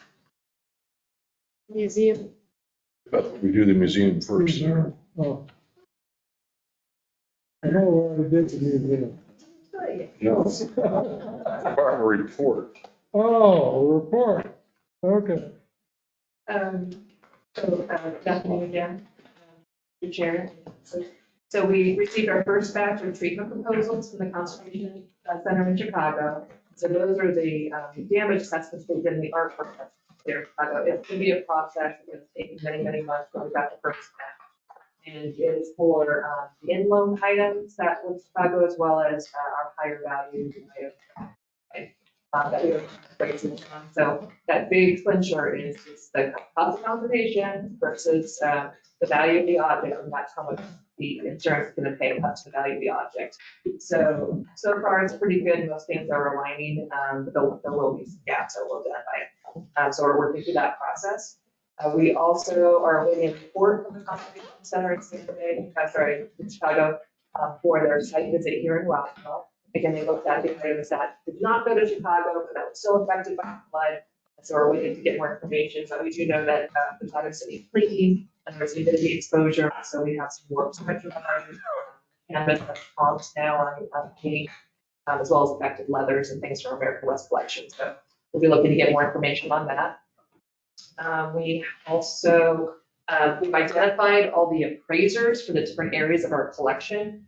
So some are already in process, those are getting paid for by the insurance. We're still waiting to get approval from insurance for for others. So at least we've identified them, some really good appraisers, we got some good costs. Still trying to keep the costs low for insurance, but there may be possibility of a sublimit that the insurance won't cover all the appraisals, so we're just gonna work through that process and try to get as much insurance as we can. I think Jessica, my staff, talked about this at last month's meeting, but we did a site visit in Santa Fe. We saw our painting that belongs to us, but the O'Keefe Museum is housing for us during our recovery. And they took it upon themselves early on in the recovery to say that they want to do conservation for us, and they also want to put a new frame on there. So if you recall, the O'Keefe itself was not damaged directly in the flood. The bottom of the frame was hit, the piece itself was fine. So it's been unframed, it's been examined by their in-house conservator. And just based on its age, it goes back to the 1930s. The piece itself needs some conservation work, so some minor cracking, things like that. So the conservator walked us through the damage that he has found. Again, it's just based on age, not from the flood. And so they're going to be repairing that for us and then also putting that new frame on there. And it's exciting because the frame was developed, frame style was developed by the O'Keefe Museum over many years, and it's hermetically sealed. It has its own microclimate, so it controls the humidity level within the frame itself. It's in like an enclosure, but still, quite visible in the high quality frame. And then if it's dumped in water, so they tell me that it'll keep the water off for 16 hours. So if it's submerged, yeah. So if it's submerged in a pool of water, which it shall never be, we hope, but it's just nice of them again to put in that effort. What they're doing is valued at $2,000. So their board is taking it on the cost, and so they're kind of done. We also were 60% through the inventory and condition assessments of our works here in Roswell, and that's the part that our staff was working on. And then we did some recent talks. We had a fundraiser, which again, Jessica probably commented on, but that was back in mid-May. And so that was really well attended. We gave a small talk there about the flood. We also had what we called a mix and mingle, which was a membership drive event at the end of May. And that went really well. So that was a longer talk on what's been going on with the flood and recovery. And then I gave 2 Rotary talks in the last 2 weeks as well. And then we have Nikki Ovid, which is the illustrator who's working on that recovery merchandise campaign for us at the foundation sponsoring. We got stickers, which was in your packet too. But if you want a sticker, just let me know. These were just usually for marketing, foundation paid for them. Our tagline is "It's Your Art," and our board developed that several months ago. And the concept behind it is it's about the art that we hold in the public's trust. And we're kind of divorcing it a little bit from the building itself. So wherever we end up being, wherever the museum reopens, it's about your art. So we want the community to remember that. So we're getting us out of events. I think that's all that I have. I see other questions. Questions? I just appreciate all the work you guys do. Okay, we're now ready for the larger. Madam Chair, committee members, I stand before you to present the larger tax update for the April 25 activity collected in May. All the hotels did report on time. The STAR data showed that it was 60.2%, seat down 8.8% year over year. ADR had an increase of 3.6%. Next slide. What's ADR? Average daily rate. Oh. So our lodger tax that was collected was 117,774. And the next slide. The bed fee was 56,455. A little bit on our short-term rentals. We are now at 34 licensed, few have expired, they need a renewal. We have a few that are getting inspected, and reception contact, and more people. And legal is also taking direction with some others, so hopefully more on updates on that to come in the near future. Stand for any questions. Get there, appreciate it. Thank you. Now the problem is you gotta stay on top of that. You're gonna get a lot more with the air races and stuff. The problem with it too is that people can be listed and then it disappears from the legal. We have sometimes listed for 30 days. 2 days or 30 days, so it just isn't. Not organic as a result. So. Keep it on your radar.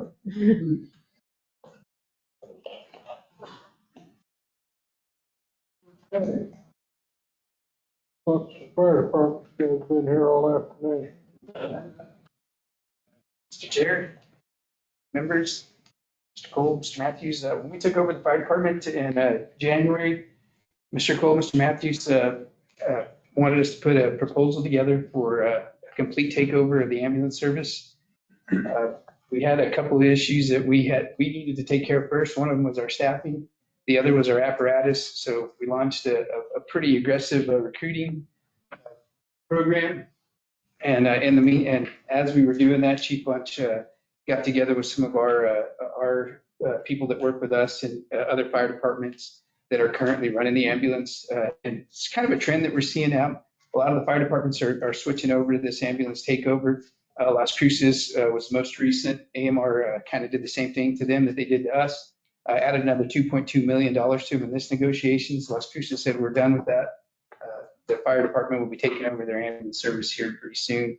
Other departments in New Mexico have started doing that with various funding mechanisms. The opioid fund was one of them that some people are using to buy equipment for the ambulance services.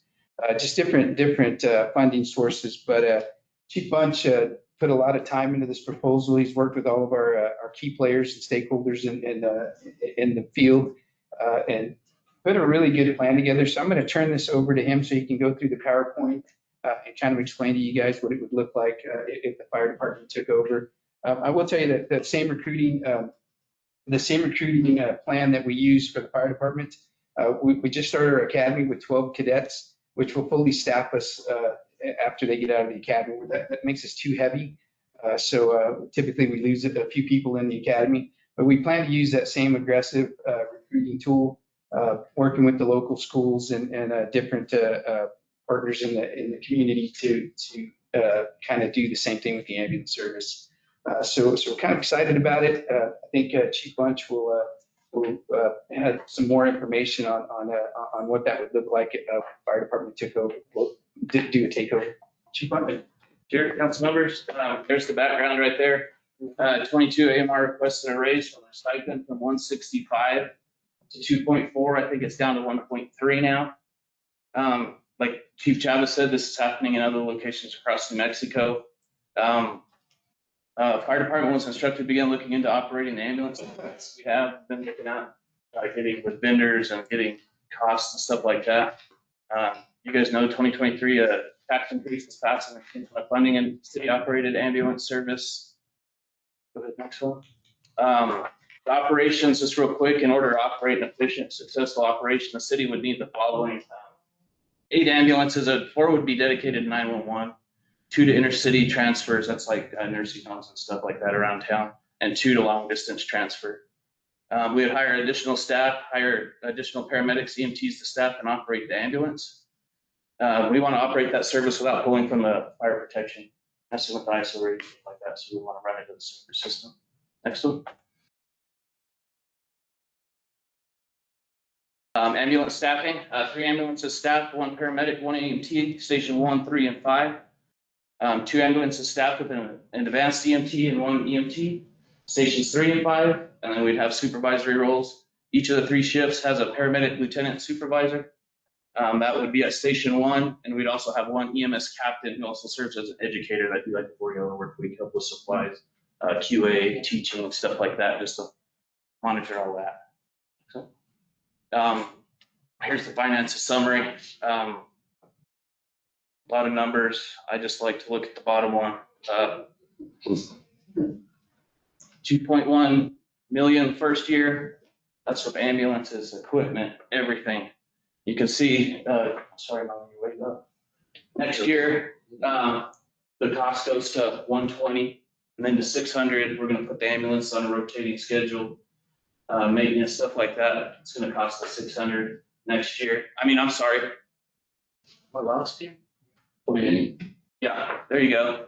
And it's just, I mean, the cost speaks for itself right there. It's, there's a bigger, in your packet, I provided with like, benefits and employee costs and through a contingency plan in there, like Mr. Hildebrand asked us to. Next one. Implementation plan, there's more, detailed one in your packet. Immediate takeover would depend largely on availability of ambulances. It's tough right now. A lot of people are taking over. Books just open fiscal year for everyone. We're getting quotes from 3 different major ambulance companies right now. They're coming in.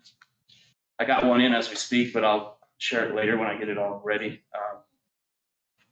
We're waiting on another Since Martin one, and then I'll have another one out of Texas. So when we started this, we were given there's several different cars on different chassis. Does this include all that? Yes, it will. But prices are going up. Like I said, the fire departments are taking over all over the nation. The books are out there giving me prices, timelines on these ambulances, and that's gonna heavily dictate.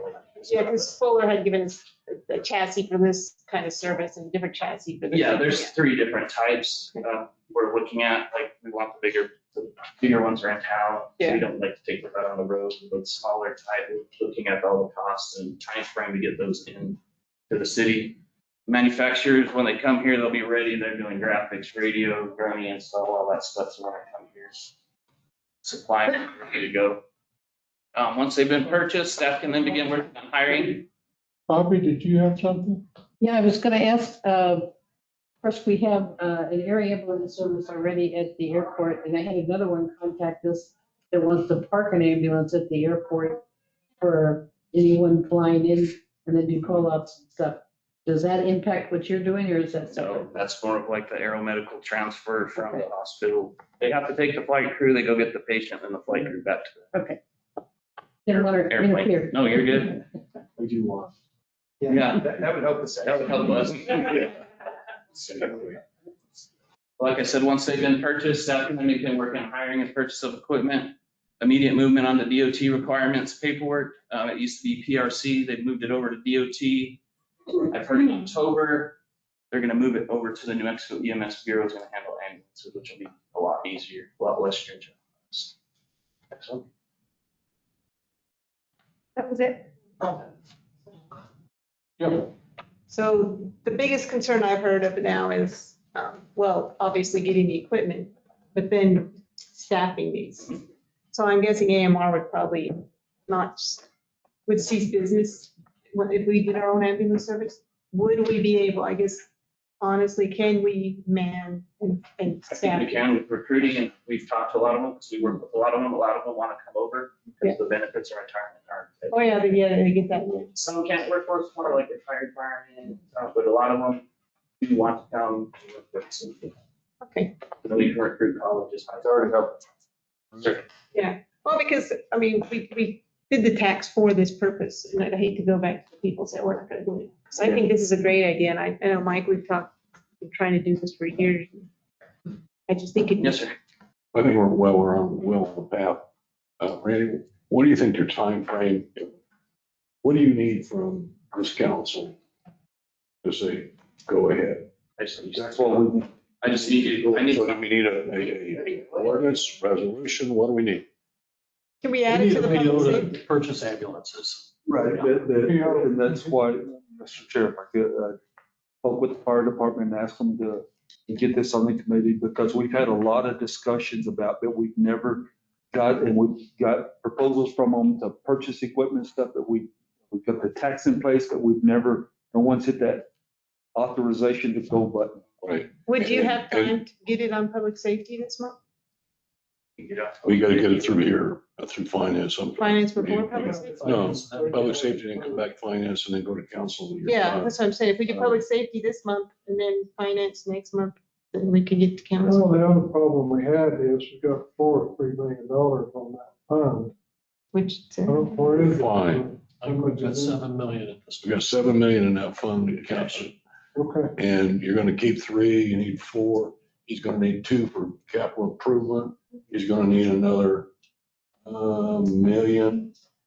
I'm guessing somewhere around $1 million between the time you start hiring people before you'll get any revenue in the door. So, you know, there's plenty of money. There's 7 million, like I said, it's 4 million minus 2. We are in shape. It's still growing. We get it. Yeah. This dovetails into what they're doing with the buildings to make them a little more friendly. And that's the other thing, you've got to have some things. I think that public safety money can be used to adapt those buildings. But if not, we need to change how that wording is, but so that you can adapt the current structures to handle the additional service. Yes, sir. The 1.2 million that we got through that grant, we were just kind of waiting to hear if we could get this going, then we'll adjust that engineering plan to have female dorms, 8 instead of 6, and then the bathroom to accommodate that. And then that's where the EMS section of our department. I think, you know, whatever timeframe you got to get this done, put it on yours, bring it back and go to council and whatever we need to do. We will need to do some budget adjustments, just to structure in the new personnel, and the equipment purchases. Because it all depends Yeah, it's on gonna how just long it that money. takes to get the equipment done. One account. Well, we could vote all this in, but it may take 2 years before we get the ambulances. I don't know. That's what we're looking first. If we're a year out, getting boxes, We're not, that's, I mean, I can get them, I talked to a guy in Texas, he promised he can get them here pretty quick. Okay, that's good. well, we I need gave to him the do time. some construction first, and that doesn't happen overnight. Well, if the ambulance sit there for a while, We're it's running okay. ambulance service out of Station 1 right now, and it's working. We have 2 ambulances there, but And what's our contract with AMR? Do we have a, it's a year to year? So what, how much is it? June of 2026. So we've got time, because we can't end it, we can't terminate it early, can we? We don't want to terminate. Yeah. I'm gonna say- But yeah, we want to get our feet on this. But yeah, the quicker it goes, like the easier we implement, we don't want to be. And as Randy said, you know, looking at Las Cruces and Indiana, you know, already. Yeah, that's how. Yeah. Mike, you have a comment? I just have a comment. So I've been involved in this for 40 years now. So for 40 years, the city of Brownsville has been basically held hostage, probably not a great word to use, but by outside services. We've talked about this for 40 years. This is the first opportunity we really have to really take over the service and run the service. I am probably partial because I think we can do it better. The key part of this is our medical director, and he happens to be here today, so don't take my word from it. You could ask him because he's the one, without him, we can't do anything. And so I appreciate you being there. Yeah, thank you, Mike. You know, I've kind of wanted this to happen for a long time because I like the verbiage you use, being held hostage, but that's exactly what it is. You've got a large corporation that has no vested interest in our community other than to make a profit on their ambulance. Now, that's excluding the local people that work on that. They're great people, they're great folks, and that's not what I'm talking about here. But I think when you transition from a two-tiered system, EMS system, where you have both fire and EMS, you're really duplicating your efforts to begin with. And so when you drop that into a single tier, the monies are used more wisely and towards the same goal. And I think overall, from the medical direction standpoint, you have better control, you have better QA, you have a better system. There's no downside to that system. And when you look at the numbers, I know the numbers are absolutely scary. But my brother is a retired fire chief in Livingston, Montana. They did this move about 15 years ago, went from 2-tier to 1-tier system. And again, they had the same problems, the same roadblocks, so to speak, in making this happen, because it's kind of the fear of the unknown. But this is a profitable system. what you get with your taxes into the fire system don't apply to the EMS side of that. And so when the fire department transports somebody to the hospital now, it's not something that's chargeable. When you change to the single tier system, any of the transfers you do, whether it's from hospital to hospital or 911 system, all of that is billable services. And there are monies out there that will create a system that pays for itself and completely takes you out of the possibility of somebody holding you hostage for, they can come back tomorrow and say they want double, and there's not a thing you could do. But I'm absolutely in favor of this. I think the growing pains are always they're growing pains, but it's going to be a wonderful system. And I know I'll add on to that. I'm sure everybody's heard the rumor. Yes, I am moving to Texas, but I'm staying on as county medical director. I'm staying on as the ER medical director here, although I'll do most of my shifts, my clinical work in Texas. But until they can do some sort of tort reform here, I can't afford to work in New Mexico like that. But I still will do 3 or 4 shifts a month, on average, and still run this ER from afar. So all my responsibilities as the medical director of the air races moving forward, regardless of what happens, I'm medical director for the air races. And so I've committed to them for, forever until I die, probably. I really want to escape. Yeah. So in terms of consistency, medical direction, all of this, I'm not burning any bridges or cutting any ties, so to speak, to here. This is just one of those things that I think makes this community better and stronger if we, reduce it to a single tier instead of a dual tier. And again, it's going to, in about 3 or 4 years, it's going to be a profitable system to the city. Nice. Thank you, Dr. Wilk. I just think one kind of sad that we're losing someone in your caliber. Thank you for that. I mean, truly, I'm just blowing smoke that we are losing a person that's dedicated to this community like you are. And your wife. And his wife. Yes, and is it's sad what the legislation in Santa Fe has done to us. Yeah, we can't blame you. You gotta go protect yourself. So, thank you. So I want to thank you and your wife too, because anytime with my husband and everything, you guys have been the best doctors. But I think we did talk about for billing, and that you mentioned hire a company that does billing, is that correct? Yeah. Third-party billing, it's in your Yeah. packet. Oh, yes. okay, yeah. We send them all the numbers, we've got them. So they'll manage the collections and everything. They manage the billing, that's how they make their money, they take, I think it's 6%. That's all, yes, it's in there. Yeah. No, it's fine, no. I He's got a full. It's all in Yeah. there, it's a professional company that does a lot of billing, a lot of service. Very good, 100%, 90s, so I've heard the 100%. Randy's done a good job. He's got a timeline in there of everything. These places. Yeah, I saw that in the. Excellent. How we get that done. I'm sure that Chief Chavez will keep your feet to the fire and not let you miss by one day. He's tough. It's a tough one, right? Thank you. Yes. Thank you, gentlemen. Good job. Any other questions? All right, public comments, I think. Yes, sir. Oh, you first. I sent you all a text message with a slide of those physician numbers, so look at your leisure. But when you see it, it's telling. It's really telling. So I also sent a note to but Warren Yell, CEO of Eastern, about Vanderbilt. He's a current president of the association for the state, or chairman of the board, I guess I should say. So I asked him that question. Yes. Counselor, and let's see what they say as far as what we recommend, and I'll get that information back to you. Thank you so much, Mr. That's right. Thank you, Mr. Chairman. I just want to ask one question. Before you vote on increasing the tipping fees for the landfill / sanitation, how much money do they have in the enterprise fund? Thank you.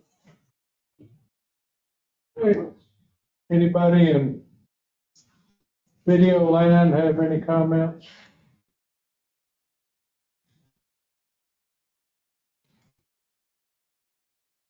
Yes, we've got anybody who wants to comment?